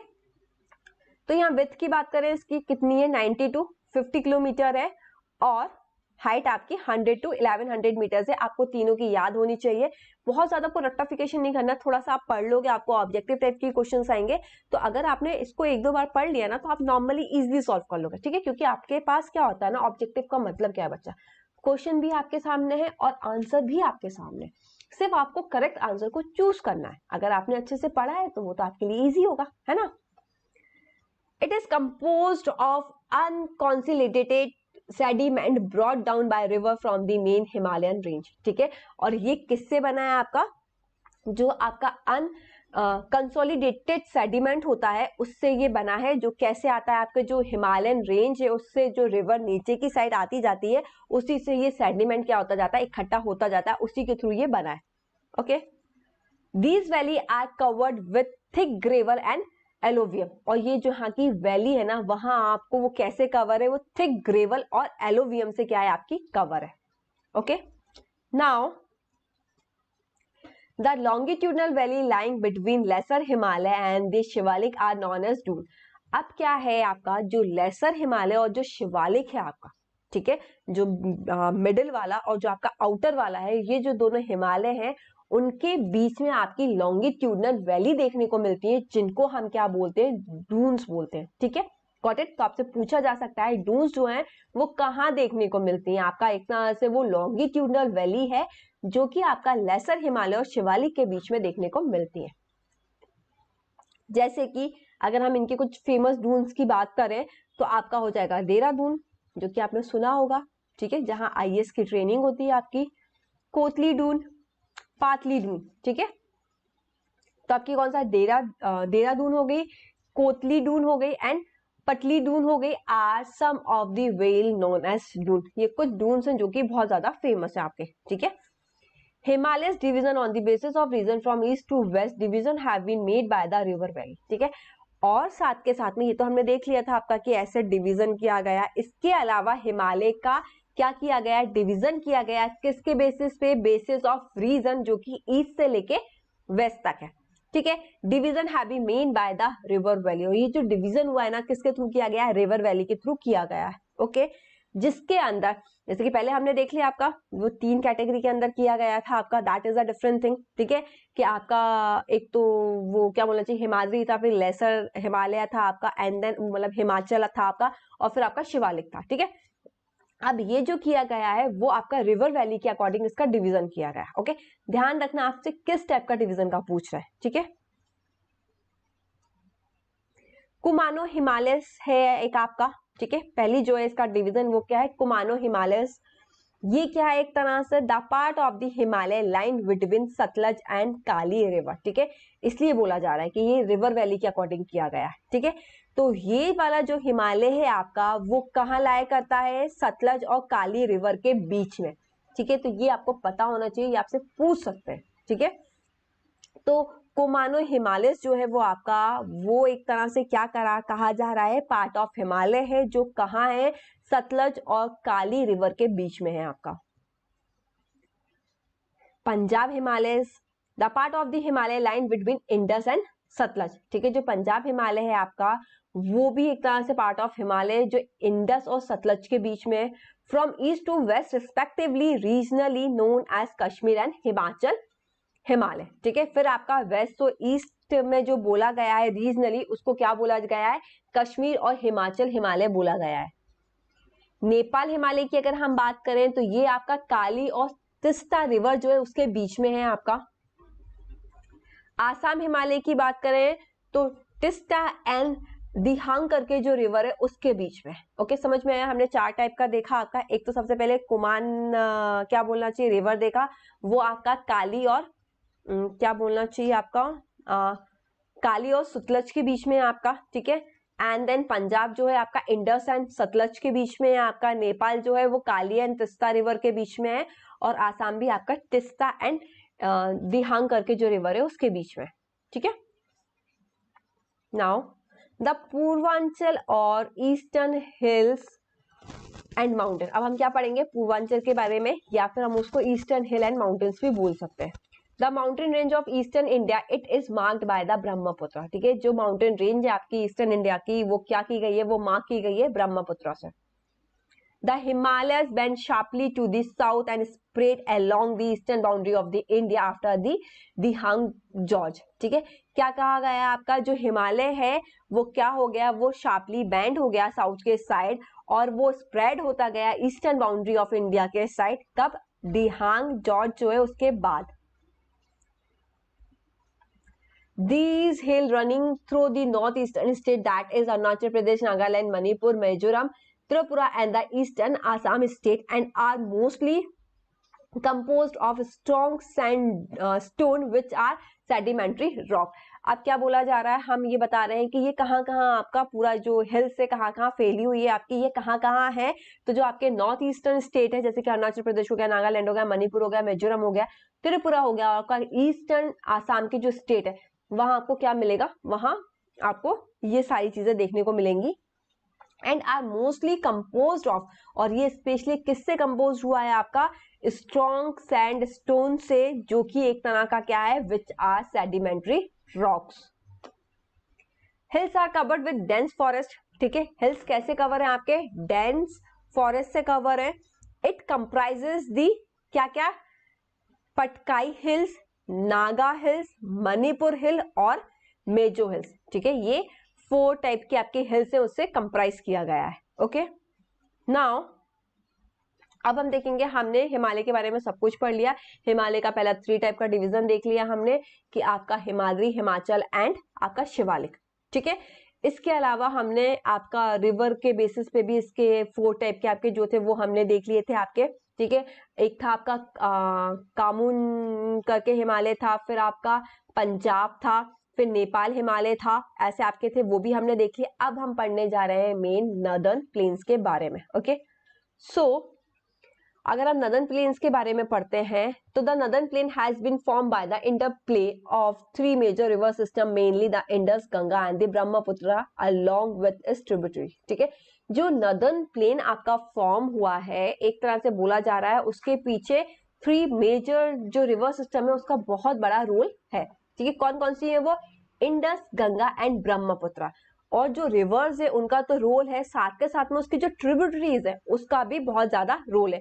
इन सबको मिला के एक तरह से हम बोल सकते हैं क्या बना है, एक तरह से आपका नदर्न प्लेन बना है। Okay, now it is form of alluvial soil. और ये किससे फॉर्म हुआ है? एलोवियल सॉइल से फॉर्म हुआ है। The vast vesting line at the foothill of the Himalayas deposit with alluvium, fine particle of silt and clay and larger particle of sand and gravel over a millions of year and form this plain. As you know that मैंने आपको बताया था कि बीच में आपका basin था and then ये आपका ये वाला जो एरिया है वो लिफ्ट होते गए और वो आपके हिमालय बनाते गए, और हिमालय से जो पानी आ रहा था, ठीक है, जो रिवर फ्लो हो रही थी, तो उसके साथ सेडिमेंट आता गया है, जो एलोवियल सॉइल है वो आती गई और वहां डिपॉजिट होती गई, और डिपॉजिट होने के बाद जो भी फाइन पार्टिकल्स आपके सिल्ट, क्ले और लार्ज पार्टिकल्स ऑफ सैंड, सारी चीजें जो थी वो क्या होती गई, वो डिपॉजिट होती गई और मिलियंस ऑफ ईयर के बाद देखने को मिला कि वहां आपका क्या बन गया, नदर्न प्लेन फॉर्म हो गया। ओके, तो it is form of alluvial soil. एक तो जो नदर्न प्लेन है वो आपका किससे बना? एलोवियल सॉइल से बना है। The vast wasting line at the foot hill of the Himalaya. इसका जो वास्ट वेसिन है आपका वो कहाँ लाया करता है? हिमालय के फुट हिल में, नीचे की साइड। ठीक है, जहां आपका डिपॉजिट होता जा रहा है क्या? एलोवियम। एलोवियम का मतलब क्या है? Fine particle of silt, clay, larger particle of sand and gravel. इन सबको मिला के आप क्या बोलते हो? उसको एलोवियम बोलते हैं। ठीक है, यहाँ वो क्या होता जा रहा है? डिपॉजिट होता जा रहा है and then over a million of year and form this plain. ठीक है, और बहुत साल बाद क्या हुआ, वहां एक तरह से आपका वो जो बेसिन था वो भरता गया और वो प्लेन के अंदर कन्वर्ट हो गया। अब हम एरिया ऑफ नदर्न प्लेन की बात करें तो कितना है आपका? 7 लाख स्क्वायर किलोमीटर। ठीक है, एरिया ऑफ नदर्न प्लेन कितना है आपका? 7 lakh square kilometre. Length of the northern plane की अगर हम बात करें, लेंथ की, एरिया 7 लाख स्क्वायर किलोमीटर है, लेंथ की बात करें तो 2400 किलोमीटर है, और ब्रेथ ऑफ नदर्न प्लेन की अगर हम बात करें या विड्थ की बात करें तो 240 टू 320 किलोमीटर तक है। ओके बच्चा, now it is densely populated region, it is agriculturally very productive region of India due to rich soil cover combined with adequate water supply and favorable climate। अब क्या बोला जा रहा है? ये जो रीजन है आपका वो डेंसली पॉपुलेटेड रीजन है। क्यों? क्योंकि एक तो वहां की जो सॉइल है वो भी बहुत फर्टाइल है, वहां आपको पानी की भी प्रॉब्लम नहीं है, और वहां का जो लैंड है, ठीक है, वो भी क्या है आपका? प्लेन है। ऐसा नहीं है कि उबड़ खाबड़ है तो आपको वहां कुछ बनाने में, इंफ्रास्ट्रक्चर करने में प्रॉब्लम जाए या एग्रीकल्चर करने में प्रॉब्लम जाए, ये कोई भी चीज की प्रॉब्लम नहीं होती है। इसलिए वहां सबसे ज्यादा पॉपुलेशन देखने को मिलती है, लोग बाग वहां सबसे ज्यादा रहता है। ठीक है, एक तो सबसे बड़ी प्रॉब्लम क्या है? पानी की। तो ऑब्वियसली बात है वहां सारी इतनी सारी रिवर सिस्टम है आपकी, तो पानी की प्रॉब्लम खत्म हो गई आपकी। दूसरी चीज एग्रीकल्चर की प्रॉब्लम खत्म हो गई। क्यों? क्योंकि वहां अगर ऑब्वियसली बात है रिवर है तो रिवर से आपकी बहुत सारी सेडिमेंट एंड ऑल, क्ले विले सब क्या होता है? डिपॉजिट होता जाता है, जिसके कारण जो सॉइल है आपकी वो क्या हो जाती है? वो फर्टाइल हो जाती है। तो आपका वहां क्या होगा? एग्रीकल्चर भी हो जाएगा, और साथ के साथ में वहां का जो क्लाइमेट है ना वो भी बहुत सही होता है। ठीक है, फेवरेबल क्लाइमेट होता है जिसके अकॉर्डिंग आप इजिली एग्रीकल्चर कर सकते हो, इसलिए ये सबसे ज्यादा डेंसली पॉपुलेटेड रीजन बोला जाता है। The river coming from northern mountain brought a huge amount of erode soil which help in the depositional work। ठीक है, जैसे कि मैंने आपको बताया था कि जो नदर्न माउंटेन है आपके, वहां से आपकी रिवर आती है तो वो बहुत सारा इरोड सॉइल, ठीक है, पानी क्या करता है? बहुत सारा जो लेयर होती है आपकी सॉइल की वो लेती हुई आ जाती है, जिसके कारण जो डिपोजिशन वर्क है उसके अंदर क्या मिलती है? आपकी हेल्प मिलती है। जो बेसिन होता है वो क्या होता जाता है? भरता जाता है, डिपोजिट होता जाता है। In the lower course, due to gentle slope, the velocity of the river decrease, which result in the formation of the riverine island। ठीक है, अब क्या होता है? जैसे जैसे हम लोअर कोर्स के अंदर जाते हैं, ड्यू टू जेंटल स्लोप, उसके कारण जो स्लोप है वो जेंटल स्लोप हो जाता है, जिसके कारण जो वेलोसिटी ऑफ रिवर है, जितनी स्पीड से वो फ्लो हो रही थी वो क्या होती जाती है? आपकी डिक्रीज होती जाती है। ठीक है, अगर आप पानी सीधे डालोगे तो अलग होगा, और जितना ज्यादा स्लोप होता जाएगा, जितना ज्यादा स्लोप होता जाएगा उतना ज्यादा आपकी क्या होगी, वेलोसिटी या स्पीड जो है वो कम होती जाएगी। ठीक है, जिसका फॉर्मेशन क्या निकलेगा, रिवाइन आइलैंड निकलेगा। ठीक है, जिसके कारण आपका कौन सा आइलैंड बनेगा, रिवाइन आइलैंड बनेगा। रिवाइन आइलैंड क्या होता है आपका an island form by the river, ऐसा आइलैंड जो कि रिवर के थ्रू क्या होता है, फॉर्म होता है। Okay, now also in lower course river split into the numerous channel due to the deposition of silt known as distributaries। ठीक है, और ऐसे ही जैसे कि हमने देखा लोअर कोर्स में आपका क्या होता है, जो आपकी वेलोसिटी ऑफ रिवर है वो क्या हो जाती है, आपकी डिक्रीज हो जाती है। डिक्रीज होने के बाद वो रिवाइन आइलैंड को फॉर्म कर लेती है, और रिवाइन आइलैंड आपका क्या होता है, and island form by the river. ठीक है, और साथ के साथ में जो लोअर कोर्स होता है रिवर का, जहां जाके रिवर आपकी उसकी स्पीड कम हो जाती है, फिर आपके बाद जो रिवर होती है आपकी, वो बहुत सारे चैनल के अंदर टूट जाती है, स्प्लिट हो जाती है। ठीक है, एक सिंगल रिवर है, एंड देन वो जब नीचे पहुंच गई, लोअर साइड में पहुंच गई, तो वो क्या हो जाती है, बहुत सारे चैनल के अंदर वो डिवाइड हो जाती है, स्प्लिट हो जाती है, due to deposition of silt. किसके कारण, क्योंकि वहां क्या होता है, सिल्ट जमा होता जाता है। ठीक है, जैसे फॉर एग्जांपल मान के चलो यहाँ से पानी आ रहा है, लेकिन वहां बहुत सारा डिपोजिशन होता जा रहा है, तो वो क्या हो जाएगी, वो स्प्लिट हो जाएगी चैनल के अंदर। ठीक है, अब जो स्प्लिट हो जाएगी उसी को हम क्या बोलते हैं, डिस्ट्रीब्यूटरीज बोलते हैं। गॉट इट बच्चा, समझ में आया आपको कि आपका लोअर कोर्स में रिवर गई, रिवर आपका क्या हुआ, स्प्लिट हो गई बहुत सारे चैनल्स के अंदर, क्यों, डिपोजिशन ऑफ सिल्ट के कारण। ठीक है, और उसको हमने क्या नाम दे दिया, डिस्ट्रीब्यूटरीज नाम दे दिया। Now the northern plain is broadly divided into 3 parts. ठीक है, जैसे आपका हिमालय 3 पार्ट्स के अंदर डिवाइड था, वैसे आपका नदर्न प्लेन भी 3 पार्ट्स के अंदर डिवाइड है। लेट्स सी कौन कौन से। First one is the Punjab plain. So the western part of the northern plain formed by the Indus and its tributaries, the larger part of this plain lies in Pakistan। ठीक है, अब क्या बोला जा रहा है, जो नॉर्दर्न प्लेन का वेस्टर्न पार्ट है, ठीक है, the western part of the northern plane, ठीक है, पंजाब प्लेन की अगर बात हो रही है आपकी, तो ये क्या है, आपका नॉर्दर्न प्लेन का वेस्टर्न पार्ट है। ठीक है, जो किससे फॉर्म हुआ है, इंडस, और इंडस की जो ट्रिब्यूटरीज है उससे फॉर्म हुआ है। ठीक है, गॉट इट, स्ट्रीम एक तरह से हम बोल सकते हैं। तो पंजाब प्लेन आपका नॉर्दर्न प्लेन का वेस्टर्न पार्ट है, और ये किससे फॉर्म हुआ है, फॉर्म बाय द इंडस और उसके ट्रिब्यूटरीज से। ठीक है, the larger part of this plain lies in Pakistan, और इसका जो लार्जर पार्ट है इस प्लेन का, वो कहाँ है, वो पाकिस्तान में। अगर हम बात करते हैं गंगा प्लेन्स की, ठीक है, तो it extend between Ghagar and Tista river spread over the state of North India, Haryana, Delhi, UP, Bihar, और आपका बिहार और Jharkhand and waste Bengal. Okay, अब आपका क्या बोला जा रहा है, ये पार्टी नहीं है, ये पार्शली है, partially Jharkhand and waste Bengal. Okay, तो आप थोड़ा सा इसको करेक्ट कर लीजिएगा।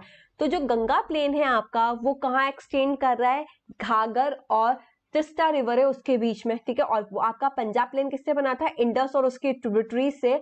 और अगर हम गंगा प्लेन की बात कर रहे हैं तो घाघर और तिस्ता रिवर, जिसके कारण वो क्या होता जा रहा है, आपका जो नॉर्थ इंडिया है ना, ठीक है, नॉर्थ इंडिया में क्या होता जा रहा है, वो स्प्रेड होता जा रहा है। और अगर हम स्टेट की बात करें, जैसे कि हरियाणा, दिल्ली, यूपी, बिहार और partially Jharkhand and waste Bengal. Okay, third one है जो आपका, वो क्या है, ब्रह्मपुत्र प्लेन। ठीक है, ब्रह्मपुत्र प्लेन की अगर हम बात करते हैं तो ये गंगा प्लेन के ईस्ट साइड में। ठीक है, ये गंगा प्लेन के कहाँ है, ईस्ट साइड में, particularly in Assam. Got it बच्चा, ये 3 टाइप के थे हमारे। पंजाब प्लेन हमारा आपका वेस्टर्न पार्ट है, किसका, नॉर्दर्न प्लेन्स का, साथ के साथ में ये इंडस और उसकी ट्रिब्यूटरीज से फॉर्म हुआ है। सेकंड है आपका गंगा प्लेन, जो कि घाघर और तिस्ता रिवर के बीच में है आपका, जो कि ये जो नॉर्थ इंडिया के स्टेट है वहां फैला हुआ है। साथ के साथ में ब्रह्मपुत्र की अगर हम बात करें तो ये गंगा प्लेन के ईस्ट साइड में, पर्टिकुलरली इन आसाम में। Got it, now northern plains can be divided into 4 region. ठीक है, अब हमने वो डिवीजन देख लिया था, अगर अब हम नॉर्दर्न प्लेन की बात कर रहे हैं तो वो 4 रीजन के अंदर डिवाइडेड है according to the variation and relief feature, क्योंकि वहां भी आपको रिलीफ फीचर्स के वेरिएशन देखने को मिलते हैं, इसलिए उसको 4 रीजन के अंदर डिवाइड कर दिया है। First one is northern plain is not flat land, the vast plain also have diverse relief feature. जो नदर्न प्लेन है हम उसको ये नहीं बोल सकते हैं कि वो, ठीक है आई एग्री कि हम उसको फ्लैट लैंड बोलते हैं, लेकिन प्रॉपर फ्लैट लैंड नहीं है। वहां क्या है, वास्ट प्लेन है जिसके अंदर रिलीफ फीचर्स के बहुत सारी डाइवर्सिटी या डाइवर्स चीजें देखी गई हैं। ओके, सबसे पहला है वो क्या है आपका भावर। भावर की अगर हम बात करते हैं, ये आपसे पूछा जा सकता है ऑब्जेक्टिव के अंदर। भावर, भावर क्या होता है, lying at the foot Shivalik. भावर आपका कहाँ है, फुट शिवालिक के अंदर, ठीक है, तो lying at the foot Shivalik. Okay, narrow 8 to 16 kilometre wide belt of pebbles. और एक तरह से ये क्या है, एक तरह से नैरो बेल्ट है, पेबल बेल्ट से, पेबल मतलब कि जहां छोटे छोटे स्टोन होते हैं, वो नैरो बेल्ट है जिसकी अगर हम विड्थ की बात करें तो कितना 8 to 16 है, 8 to 16 किलोमीटर है, इसलिए हमने इसको क्या बोला है, नैरो बेल्ट बोला है। ओके, सेकेंड वन है आपका तराई। तराई क्या है आपका, lying next to Bhabar. Bhabar के बाद जो आपका एरिया है उसको हमने क्या बोला है, तराई बोला गया है। A wet and marshy area with wild life and forest. वो जो एरिया है आपका वो कैसा एरिया, वो वेट या मार्शी मतलब कि थोड़ा सा बोलना चाहिए गीला गीला वाला टाइप का जो एरिया होता है ना, वो है आपका जहां वाइल्ड लाइफ और फॉरेस्ट आपका ज्यादा है। ओके, एंड थर्ड वन है भंगार, ठीक है, जिसको हम क्या बोलते हैं, ओल्डर एलोवियल प्लेन बोलते हैं। ठीक है, भंगार, ठीक है, जैसे कि भंगार होता है ना आपका पुराना सामान हो जाता है, तो वैसे ही भंगार क्या होता है आपका ओल्डर एलोवियम प्लेन है which rises above the level of the flood plain. ठीक है, जो फ्लड प्लेन से उसके ऊपर की साइड क्या है, वो बना हुआ है या राइज है। फोर्थ वन इज खादर। खादर क्या है आपका, younger alluvial of the flood plane है। ठीक है, तो आपको ध्यान रखना है, फोर है भाबर, तिराई, भंगार एंड खादर। भंगार जो है आपका वो शिवालिक के नीचे की साइड है। ठीक है, एक तरह से वो 8 to 16 किलोमीटर का बेल्ट बोला जा रहा है, पेबल्स ऑफ बेल्ट बोला जा रहा है। तिराई है जो कि भावर के नीचे की साइड है, वो वेट और मार्शी एरिया है जहां वाइल्ड लाइफ और फॉरेस्ट आपको ज्यादा देखने को मिलते हैं। भंगार जो है वो आपका वो ओल्डर एलोवियम प्लेन बोला जाता है, और खादर को आपका यंगर एलोवियम प्लेन बोला जाता है। ओके, नाउ अब जो आपका थर्ड कैटेगरी है वो है द पेनिनसुलर प्लेट्यू। सो हम पेनिनसुलर प्लेट्यू की बात करें, the peninsular plateau is the table land composed of the old crystalline igneous and metamorphic rock. ठीक है, पेनिनसुलर प्लेट्यू जो है वो कैसा कंपोजिशन बोला जा रहा है उसका, टेबल लैंड जैसा। ठीक है, कैसे, थोड़ा सा उठा हुआ फिर प्लेन लाइक दिस। ठीक है, तो जैसे आपने अपनी स्टडी टेबल देखी कैसी थोड़ी सी उठी हुई होती है और फिर वो एकदम से प्लेन हो जाती है लाइक दिस। ठीक है, तो जो पेनिनसुलर प्लेट्यू है उसका कैसा बोला जा रहा है, वो टेबल लैंड टाइप का है, जो किससे मिलके बना है आपका, उसका कंपोजिशन क्या है, old crystalline igneous and metamorphic rock. Okay, now it was form due to the breaking and drifting of the Gondwana land. जैसे कि मैंने आपको ये स्टार्टिंग में ही बता दिया था, जो पेनिनसुलर प्लेट्यू है आपका वो कैसे फॉर्म हुआ है, जब गोंडवाना लैंड आपका हुआ करता था उसके कारण फिर वो जो मूवमेंट एंड ऑल हुआ वो ब्रेक हो गया, ब्रेक होने के बाद वो ड्रिफ्ट हो गया। ठीक है, ड्रिफ्ट हुआ, उसी के कारण आपका क्या हुआ, आपका पेनिनसुलर प्लेट्यू फॉर्म हुआ। ठीक है, the plateau consist of two border broad division, sorry, ठीक है, जो ये प्लेट्यू है वो टू ब्रॉड डिवीजन है इसकी। First one is central highland and second one is Deccan plateau. Okay, तो हम दोनों को पढ़ते हैं आप। सो द सेंट्रल हाईलैंड, हम सबसे पहले सेंट्रल हाईलैंड के बारे में पढ़ते हैं। ये कहाँ है आपका, it lies to the north of the Narmada river. ये कहाँ है आपका, नर्मदा रिवर के नॉर्थ में है, covering a major area of the Malwa plateau. ठीक है, पहली चीज आपको इसकी क्या याद रखनी है, नर्मदा के नॉर्थ में। दूसरी चीज क्या याद रखनी है, ये कौन सा एरिया कवर करता है, मालवा प्लेट्यू को कवर करता है। Okay, now the Vindhyan range is bounded by the central highland on the south and the Aravali on the north west. ठीक है, अगर हम विंध्यान रेंज की बात करें तो वो बाउंडेड है किससे, सेंट्रल हाईलैंड से ऑन दी साउथ, साउथ के साइड में, और नॉर्थ वेस्ट में इसका क्या है, अरावलीज है। ठीक है, तो आपको पता होना चाहिए ये भी कि द विंध्यान रेंज, जो विंध्यान रेंज है इज बाउंडेड, वो बाउंडेड है किससे, bye the central highland on the south, south के साइड में, और Aravallis on the north west. Okay, now the further westward extension gradually merge with the sandy and rocky desert of Rajasthan. ठीक है, फिर इसका जब हम वेस्ट के साइड का एक्सटेंशन देखते हैं तो ये आपको देखने को मिलेगा कि ये क्या हो जाता है, मर्ज हो जाता है आपके sandy and rocky desert of Rajasthan से। रिवर इन दिस एरिया, अगर हम इस एरिया की रिवर की बात करते हैं तो 4 रिवर है आपकी, चंबल, सिंध, बेतवा और केन। ठीक है, चंबल, सिंध, बेतवा और केन। ठीक है, 4 है, चंबल, सिंध, बेतवा और केन। आपसे ये पूछा जा सकता है बच्चा। Now the central highland are wider in the west but narrow in the east. अगर हम सेंट्रल हाईलैंड की बात करेंगे तो आप वेस्ट साइड में देखोगे ना तो ये थोड़ा सा वाइडर देखने को मिलेगा आपको। जैसे जैसे आप ईस्ट में जाते जाओगे ना तो वो नैरो होता जाता है। ठीक है, सुकड़ता जाता है, एक तरह से हम बोल सकते हैं। The eastward extension of this plateau are locally known as the Bundelkhand and Baghelkhand. ठीक है, अब ये इस प्लेट्यू का जो ईस्ट वाला पोर्शन है आपका, ईस्टवर्ड जो एक्सटेंशन है उसको लोकली क्या बोला जाता है, बुंदेलखंड एंड भागेलखंड बोला जाता है। तो आपसे पूछा जा सकता है बुंदेलखंड एंड भागेलखंड किसको बोला जाता है, सेंट्रल आइलैंड का जो सेंट्रल हाईलैंड का जो आपका ईस्ट वर्ड वाला एक्सटेंशन है उसको बोला जाता है लोकली लैंग्वेज में। The Chota Nagpur Plateau mark the further eastward extension drained by the Damodar river. जो छोटा नागपुर प्लेट्यू है, mark the further eastward extension, क्या बोला जा रहा है, ईस्टवर्ड एक्सटेंशन बोला जा रहा है, drain by the Damodar river. Okay, now the Deccan plateau. अब हम डेक्कन प्लेट्यू की बात कर रहे हैं तो it is a triangular land mass that lie to the south of the river Narmada. ठीक है, जो डेक्कन प्लेट्यू ना एक तरह से अगर आप देखोगे तो वो ऐसे क्या ऐसे करके कुछ तो ट्राइंगल कर का प्रॉपर बना नहीं, सॉरी फॉर दैट, वेट। जैसे कि हम बात करें आपका किसकी, डेक्कन प्लेट्यू की। ओके, डेक्कन प्लेट्यू है ना तो वो कुछ तो आई थिंक ऐसे जो ट्राइंगल टाइप का होता है ना, उल्टा ट्राइंगल ऐसे करके कुछ तो उसका शेप होता है। ठीक है, तो इस टाइप का ट्रायंगुलर करके क्या है वो लैंड मास हुआ करता है। ठीक है, तो डेक्कन प्लेट्यू का क्या बोल रहे हैं हम आपसे, वो बोला जा रहा है आपसे कि it is a triangular land mass that lie to the, जो कहाँ है, एक तो ट्रायंगुलर शेप का है वो, और साथ के साथ में वो नर्मदा रिवर के साउथ साइड में। Okay, the Satpura range bound it broad base in the north while the Mahadev, the Kemur Hill and the Maikal range from its eastern extension. ठीक है, अगर हम इसकी बात करें तो सतपुरा रेंज से ये बाउंड है आपका, और अगर इसकी ब्रॉड बेस की बात करें नॉर्थ में, एंड महादेव और क्या बोलना चाहिए, केमूर हिल एंड दी मेकाल रेंज जो है फॉर्म इट्स ईस्टर्न एक्सटेंशन। ये जो रेंजेस है आपकी वो क्या फॉर्म कर रही है, वो आपका ईस्टर्न एक्सटेंशन को फॉर्म कर रही है। Okay, now it is the higher in the west and slope gently eastward. अगर हम इसको वेस्ट साइड में देखेंगे तो वो हायर होगा, और जैसे जैसे ईस्टवर्ड जाते जाते हैं तो वो स्लोप होता जाता है gently. Okay, now an extension of Deccan Plateau is also visible in the northeast, locally known as a Meghalaya, Karbi,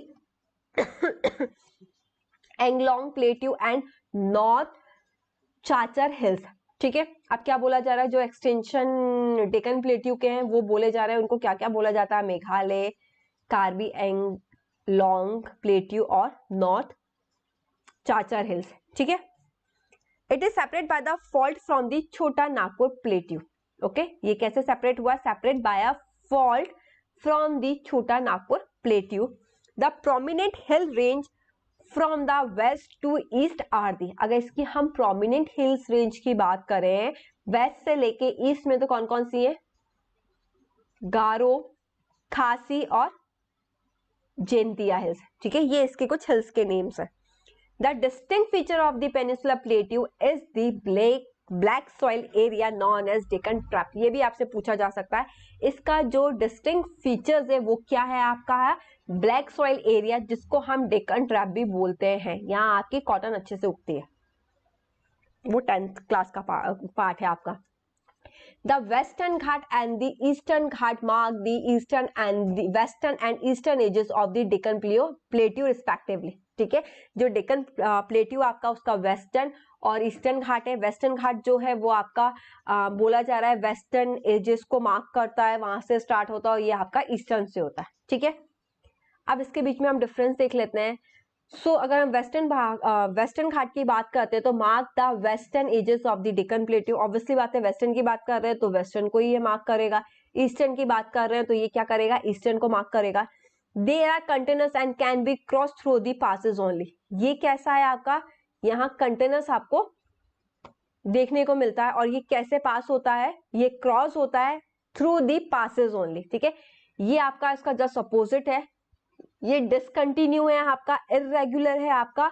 और यहाँ की जो रिवर होती है वो कहाँ ड्रेन हो जाती है, बे ऑफ बंगाल में जाके ड्रेन हो जाते हैं. ठीक है, और ये पासेस के थ्रू निकलती हैं और ये कंटिन्यूअस होती है, ये डिसकंटिन्यूअस होती है. ठीक है, अगर हम एवरेज हाइट की बात करें आपकी तो ये कितनी है, 900 से 1600 metre.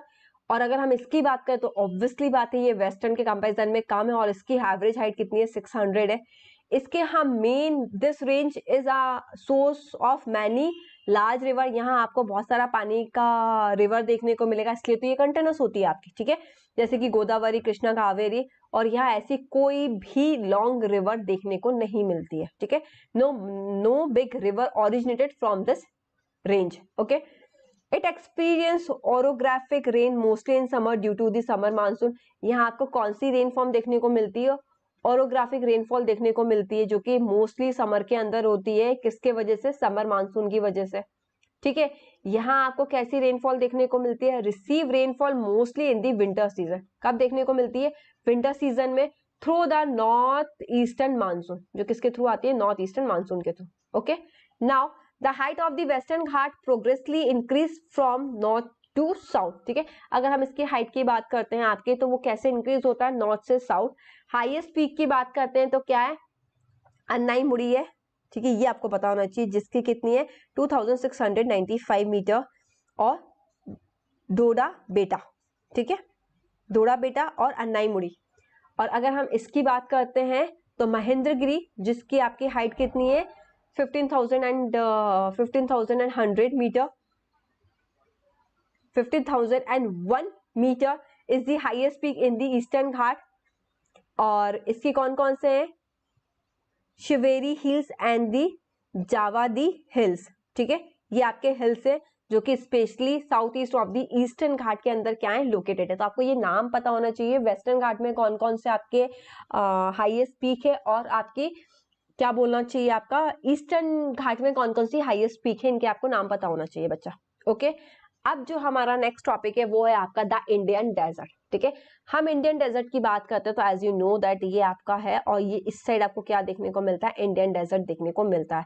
The Indian desert lies toward the western margin of the Aravali hills. ठीक है, जो अरावली हिल्स है आपका, अरावली हिल्स के आपके वेस्ट साइड में आपको क्या देखने को मिल रहा है, वेस्टर्न जो मार्जिन है वहां आपका एक तरह से इंडियन डेजर्ट क्या करता है, लाई करता है.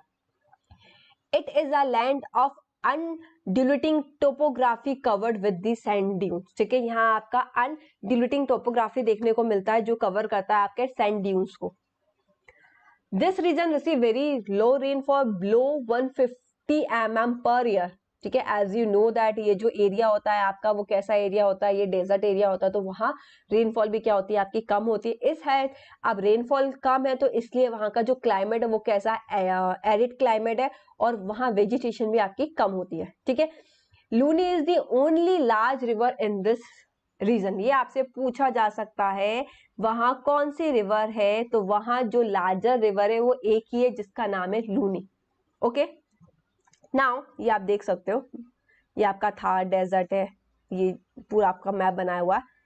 अब क्या बोला जा रहा है, फिर बोला जा रहा है बर्चांस, जिसको हम क्या बोलते हैं, क्रीसेंट शेप ड्यून्स होते हैं, cover larger area but longitudinal dunes become more provident. ठीक है, ये लार्जर एरिया को कवर करते हैं लेकिन जो लॉन्गिट्यूडनल ड्यून्स है वो ज्यादा प्रोमिनेटेड है, जो कि आपके इंडो पाकिस्तान बाउंड्री के पास देखने को मिलते हैं. ओके बच्चा, नाउ अब जो सेकंड है आपका वो क्या है, कोस्टल प्लेन. ठीक है, the narrow coastal strip flank the peninsular plateau running along the Arabian sea on the west and the bay of Bengal on the east.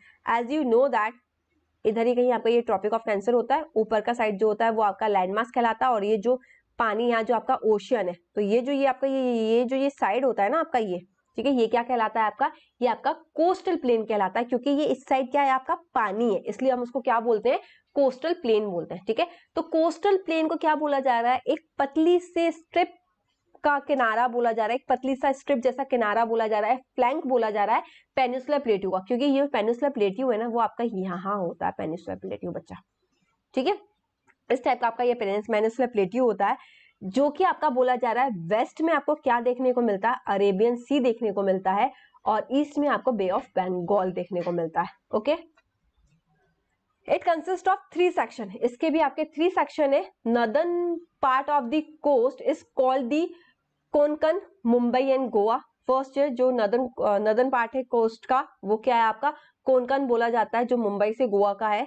Central state की अगर हम बात करें तो उसको क्या बोला जाता है, कन्नड़ प्लेन बोला जाता है, और सदर्न स्टेट को क्या बोला जाता है आपका, मालबार कोस्ट बोला जाता है। तो बच्चा ये आपसे पूछा जा सकता है कि नॉर्दर्न पार्ट को हम क्या बोलते हैं, कोंकण बोलते हैं, जो कि मुंबई और गोवा के इधर का है। सेंट्रल स्ट्रेट को हम कन्नड़ प्लेन बोलते हैं, एंड देन जो आपका सदर्न स्ट्रेट है वो आपको हम क्या बोलते हैं, मालवारा कोस्ट बोलते हैं। आप ये देख सकते हो ये सारे के नाम दिए गए, ठीक है, दोनों जगह मैंने करके रखे। Got it. The plain along the bay of Bengal east part are wide and level. ठीक है, अब हम क्या बोला जा रहा है, हम इसकी बात कर रहे हैं, आपका जो बे ऑफ बंगाल के साइड का जो प्लेन है हम उसके बारे में बोल रहे हैं। The northern part is known as the certain वो northern Circar, while the southern part is known as the Coromandel coast. ठीक है, जो नॉर्दर्न पार्ट है उसको क्या बोला जा रहा है, उसको नॉर्दर्न सरकार बोला जा रहा है, और जो सदर्न पार्ट है आपका उसको क्या बोला जा रहा है, कोरोमंडल कोस्ट बोला जा रहा है। Large river such as Mahanadi, the Godavari, Krishna and the Kaveri have form extensive delta on eastern coast. और ये इतनी सारी रिवर हैं जो आपकी महानदी, गोदावरी, कृष्णा एंड कावेरी, वो क्या कर रही है, एक तरह से ईस्टर्न कोस्ट के अंदर डेल्टा फॉर्म कर रही है। Lake Chilika is an important feature along the eastern coast. ठीक है, और जो ईस्टर्न कोस्ट है वहां का एक जो मोस्ट इंपॉर्टेंट फीचर है वो क्या है आपका, लेक चिलिका। नाउ अब जो है हमारा वो हमारा है द आइलैंड। ठीक है, a piece of land surrounded by the water. तो हमारा अगर हम बात करते हैं आपकी पेनिनसुला क्या होता है आपका, 3 साइड आपकी वाटर होती है और एक साइड आपका लैंड मास होता है। ठीक है, उसको हम पेनिनसुला बोलते हैं। लेकिन आइलैंड क्या होता है आपका कि वो चारों साइड किससे घिरा होता है, पानी से घिरा होता है। ठीक है, तो अगर हम इंडिया की बात करें, so as you know that India के अंदर क्या है, आपके इंडिया के 2 आइलैंड है। ठीक है, सबसे पहला क्या आपका लक्षद्वीप आइलैंड है। The Lakshadweep island grow in the Arabian sea is close to Kerala. जो लक्षद्वीप आइलैंड ग्रुप है वो कहाँ है, अरेबियन सी के इधर है, जो कि क्लोज टू केरला है। This group of island is composed of small coral island. और ये जो ग्रुप ऑफ आइलैंड है वो क्या करता है, वो कंपोज करता है स्मॉल कोरल आइलैंड को।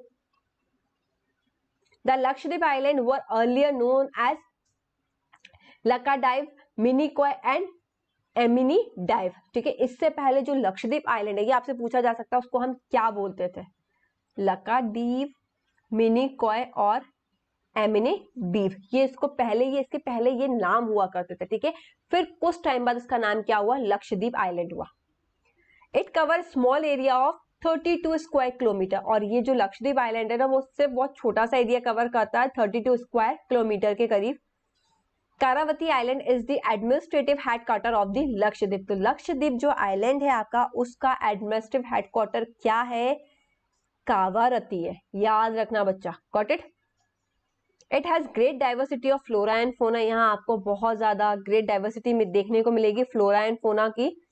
The Pitti island which is uninhabited has a bird sanctuary. वो वहां एक पिटी आइलैंड भी है जो कि आपको वहां रहने के लिए जगह, मतलब वहां वो इंसानों के रहने के लिए जगह नहीं है, वहां क्या बनाया गया है, बर्ड सेंचुरी बनाई गई है। तो आपसे ये भी पूछा जा सकता है। ओके, नाउ अब हमारा जो सेकेंड आइलैंड है वो क्या, अंडमान एंड निकोबार।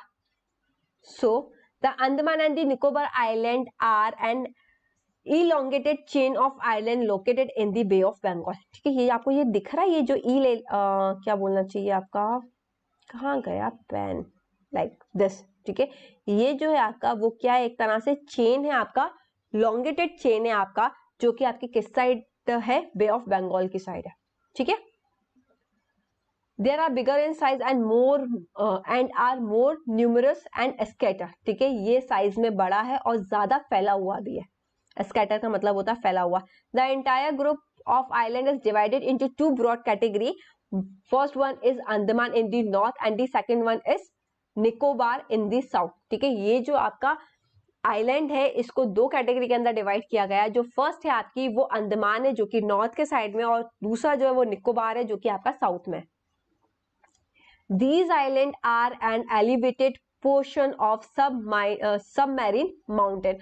और ये जो यहाँ का आइलैंड है वो क्या है, वो एलिवेटेड पोर्शन है आपका सबमरीन माउंटेन का। ठीक है, ऐसे मैंने आपको इसके प्रीवियस वाले, मतलब इसके पहले भी मैंने आपको शॉर्ट वीडियो बना कर दिया, उसमें मैंने आपको प्रॉपर एक्सप्लेन किया कैसे ये साइड में आपके क्या होते थे, माउंटेन होते थे, एंड देन वो क्या हो गए, सबमरीन माउंटेन के अंदर वो एलिवेटेड हो गए। ठीक है, now this island lie to equator and experience equatorial climate and thick forest area. ये जो आपका आइलैंड है वो कहाँ है, इक्वेटर के पास में। इक्वेटर के पास में इसलिए वहां का क्लाइमेट कैसा है, इक्वेटोरियल क्लाइमेट है, और इसी की वजह से वहां क्या है, थिक फॉरेस्ट एरिया देखने को मिलता है, क्योंकि वहां गर्मी भी बहुत ज्यादा होती है, बारिश भी बहुत ज्यादा होती है। नाउ कोरल, जो कि उसका आपका बीच में अभी आया था, कोरल क्या होता है उसके बारे में हम पढ़ लेते हैं। They are short live microscopic organism which lives in colonies. ये एक तरह से आपको माइक्रोस्कोपिक ऑर्गेनिज्म होते हैं जो कि अकेले नहीं रहते हैं, ये कॉलोनीज में रहते हैं। ठीक है, they flourish in shallow mud free and warm water. ये कब फ्लोरिश होते हैं, shallow mud free and warm water के अंदर फ्लोरिश होते हैं। लाइक कुछ तो इस टाइप से आपके ये दिखते हैं। ठीक है, दे सीक्रेट कैल्शियम कार्बोनेट, और ये क्या करते हैं, ये सीक्रेट करते हैं कैल्शियम कार्बोनेट को, जिसके कारण वो इकट्ठा होता जाता और वो एक तरह से आइलैंड के अंदर कन्वर्ट हो जाता है। ठीक है, the coral secretion and their skeleton form coral deposition in the form of reef. ठीक है, तो क्या बोला जा रहा है, ये कोरल का जो सीक्रेशन होता है उसका स्केलेटन होता है जो कि कोरल को डिपॉजिट करता जाता है, किसके फॉर्म में, रीफ के फॉर्म में। ये आप देख रहे हो like this. Okay, now they are mainly of three kind. जो ये कोरल होते हैं वो आपके मेनली थ्री टाइप के होते हैं। First one is barrier reef. First आपका क्या है, बैरियर रीफ है, कुछ इस तरीके से दिखता है आपका। फिर आपका द ग्रेट बैरियर रीफ है जो कि Australia is the good example of the coral reef. ठीक है, जो अगर हम बात करते हैं ग्रेट बैरियर रीफ की, अगर हम बात करते हैं तो जो ऑस्ट्रेलिया है वो उसका बेस्ट एग्जांपल है आपका। सेकेंड है आपका क्या बोलना चाहिए, फ्रिंजिंग रीफ आपकी, जो कुछ इस टाइप से देखने को मिलती है आपकी। एंड थर्ड वन जो है वो एटलॉस है। ठीक है, अगर हम एटलॉस की बात करते हैं तो एटलॉस क्या होता है, एक तरह का सर्क्यूलर या फिर हम बोलते हैं हॉर्स शू शेप का एक तरह से कोरल रीफ होता है। ठीक है, ये आपको ये दिख रहा है लाइक दिस। ठीक है, तो ये क्या होता है, या तो सर्कुलर होगा, पूरा गोल होगा, या फिर जैसे कि हॉर्स का शू होता है ना आपका, लाइक दिस, इस टाइप का कुछ, तो इस शेप में वो दिखता है। ठीक है, नाउ वैसे तो आपका यहाँ ये चैप्टर कंप्लीट हो गया, लेकिन आपका डू यू नो में करके दिया गया है कुछ चीजें, तो मैं आपको बता देती हूँ। India's only active volcano is found on Beren island in Andaman and Nicobar group of island. जो अगर हम इंडिया की बात करते हैं, इंडिया के यहाँ एक्टिव वोल्केनो जो है वो एक ही जगह देखने को मिलता है। कहाँ, बैरन आइलैंड में। कहाँ, बैरन आइलैंड में, जो कहाँ है आपका, Andaman and Nicobar group of island के अंदर है आपका। ठीक है, ये अंडमान एंड निकोबार आइलैंड है, और ये जो है आपका ये जो सर्कल दिख रहा है, this is your Barren Island. यहीं आपका एक्टिव वोल्केनो जो है वो देखा जाता है। Okay, how this diverse feature physical feature useful for India. ये जो डाइवर्स फीचर, हमने इतने सारे 6 टाइप के डाइवर्स फीचर्स पढ़े, वो कैसे यूजफुल है इंडिया के लिए। ठीक है, सो हम बात करते हैं सबसे पहले माउंटेन की। The mountain are the major source of water and forest wealth. अगर हम माउंटेन की बात करते हैं तो ऑब्वियसली बात है, इससे हमें फ्रेश वाटर मिलता है और यहाँ फॉरेस्ट वेल्थ है। तो ऑब्वियस सी बात है वाटर है, फॉरेस्ट, वेल्थ है, तो वो तो इंपॉर्टेंट हो गई आपका। सेकंड जो है नॉर्दर्न प्लेन, नॉर्दर्न प्लेन की अगर हम बात करते हैं तो वहाँ की जो सॉइल होती है बहुत फर्टाइल होती है, एलुवियल सॉइल से मिलकर बनी हुई होती है, तो वहाँ एग्रीकल्चर बहुत अच्छा होता है आपका, ठीक है। तो northern plain are the granaries of the country, जिसको क्या बोला जाता है, नॉर्दर्न प्लेन को ग्रेनरीज बोला जाता है। ग्रेनरीज का मतलब क्या होता है, जहाँ ग्रेन जैसे आपका क्रॉप्स होते हैं ना, ग्रेन जैसे वो उगते हैं वो, ठीक है। इसको इसलिए नॉर्दर्न प्लेन को ग्रेनरीज ऑफ द कंट्री बोला जाता है, याद रखना बच्चा, ठीक है। नाउ अगर हम प्लेट्यू की बात करते हैं, प्लेट्यू को आपका क्या बोला जाता है, स्टोर हाउस बोला जाता है मिनरल का, जो कि बहुत ज्यादा इंपॉर्टेंट रोल प्ले करता है कंट्री के अंदर, किसके लिए, इंडस्ट्रियलाइजेशन के लिए, ठीक है, क्योंकि वहां मिनरल्स है तो वहां के लोगों का इंडस्ट्रियलाइजेशन जो है वो अच्छे से काम करेगा, ठीक है। अब इसके बाद अगर हम कोस्टल और या फिर आइलैंड की बात करते हैं तो ये हमारे लिए क्यों अच्छा है, क्योंकि एक तो यहाँ से पोर्ट की जो एक्टिविटी है, एक्सपोर्ट इंपोर्ट, वो बहुत अच्छे से होता है, साथ के साथ में फिशिंग एंड ऑल भी यहाँ क्या होती है, बहुत अच्छे से होती है। तो ये मेन जो थे आपके वो क्या थे, वो मेन फीचर्स थे आपके, ठीक है। ये मैंने आपको डायग्राम के अंदर बता दिया है। फिजिकल फीचर्स की बात करें, ये नॉर्दर्न माउंटेन रेंज है आपका, ये great plain of northern India है, this is your peninsula plateau, ये आपका वेस्टर्न कोस्टल प्लेन है, this is your eastern coastal plain, and ये आपके दो आइलैंड है। गॉट इट बच्चा, समझ में आया। सो अच्छा अभी आई होप की जगह भी और भी मुझे लगा खत्म हो गया आपका। सो डू यू नो में एक चीज और दी गई है, the Chilika lake is the largest salt water lake in India. जो चिलिका लेक है आपका, वो लार्जेस्ट सॉल्ट वाटर लेक बोला जाता है इंडिया का। आपसे पूछा जा सकता है कि लार्जेस्ट सॉल्ट वाटर लेक कौन सा है, आपका चिलिका लेक है, जो कहाँ है आपका, उड़ीसा स्टेट में, ठीक है। या फिर आपसे पूछा जा सकता है जो चिलिका लेक है वो कौन से स्टेट में, तो उड़ीसा में है, और कौन से डेल्टा पे है, तो to the south of the Mahanadi delta, ठीक है। साउथ क्या बोलते हैं, महानदी डेल्टा का जो साउथ साइड है उस साइड में, ठीक है। अगर हम डोअप की बात करते हैं, डोअप का मीनिंग की अगर हम बात करते हैं तो एक्चुअली में जो ये वर्ड है वो दो वर्ड से मिलके बना। एक का मतलब होता है डू, तो मतलब उसका मीनिंग होता है टू, दो, टू, और अप का जो मीनिंग होता है वो होता है वाटर। उसी तरीके से पंजाब है, पंजाब जो है, पंज जो है उसका मतलब होता है आपका 5, और अप का मीनिंग होता है पानी, ठीक है। तो यहाँ आपकी 5 रिवर है उस एरिया में, इसलिए उसको क्या नाम दे दिया गया, पंजाब नाम दे दिया गया। ओके बच्चा। Majuli in the Brahmaputra river is the largest inhabited riverine island in the world, ठीक है। ये जो मजोली है आपकी, वो एक तरह से ब्रह्मपुत्र रिवर के इधर है, वो लार्जेस्ट इनहैबिटेड रिवराइंस बोला जाता है वर्ल्ड का। ओके, तो आपसे पूछा जा सकता है कि वर्ल्ड का लार्जेस्ट इनहैबिटेड रिवराइन आइलैंड कौन सा है, तो वो कौन सा आपका मजोली कौन सी रिवर पे है, ब्रह्मपुत्र रिवर के इधर है। Got it. और इसके अलावा most volcanoes and earthquake in the world are located at plate margin but some do occur within the plate, ठीक है। ज्यादातर वो जो एरिया है जहां वॉल्केनो या अर्थक्वेक आता है वो कहाँ लोकेटेड होते हैं, वो प्लेट मार्जिन के ऊपर लोकेटेड होते हैं, बट कुछ ऐसे हैं जो कि विद इन दी प्लेट भी अकर होते हैं। ओके, सो बच्चा आई होप आपको ये वाला जो लेक्चर था वो समझ में आया होगा। आई नो दैट थोड़ा सा लेक्चर बड़ा हो गया है, but I can do anything because आपका ये चैप्टर है वो अपने आप में बहुत बड़ा चैप्टर है। आपको पहले सब कुछ समझना है एंड देन फिर वो आपके 6 फिजिकल फीचर्स एंड ऑल, इनके बारे में सबको आपको पढ़ना है, ठीक है। सो आई होप आपको ये वीडियो पसंद आया होगा। अगर आपने ये वीडियो पूरा देखा, आपको लगता है ये वीडियो आपको पसंद आया, आपको समझ में आया, तो आपको क्या करना है, इसको लाइक कमेंट एंड शेयर करना है अपने फ्रेंड्स के साथ। साथ के साथ में अगर आपको लगता है कि आपको कोई सजेशन देना है या आपको कोई डाउट है तो भी आप उसको कमेंट कीजिएगा, हम उसका भी आपको रिप्लाई देंगे। ओके बच्चा। और अगर आप मेरे चैनल पे नए हैं तो आपको मेरे चैनल को क्या करना है, सब्सक्राइब करना है, प्रेस करना है बेल आइकन पे, जिसके कारण आपको पहले से क्या बोलना चाहिए, नोटिफिकेशन मिल जाए और आप मेरा वीडियो मिस ना कर पाए। सो बाय बाय, टेक केयर। मिलते हैं हमारे नेक्स्ट वीडियो के अंदर, जिसके अंदर हम इसी के ऑब्जेक्टिव क्वेश्चंस लेके आने वाले हैं। बट मैं आपसे बोलूंगी ये वाला जो चैप्टर है आपका, इसके अंदर बहुत ज्यादा बोलना चाहिए, एक तरह से आपके क्वेश्चंस बन सकते हैं और फैक्ट्स एंड फिगर बहुत ज्यादा है, तो उसको एक बार अच्छे से रिवाइज कर लीजिएगा बच्चा। ओके, सो बाय बाय, टेक केयर। मिलते हैं हम एमसीक्यूज के साथ। ओके।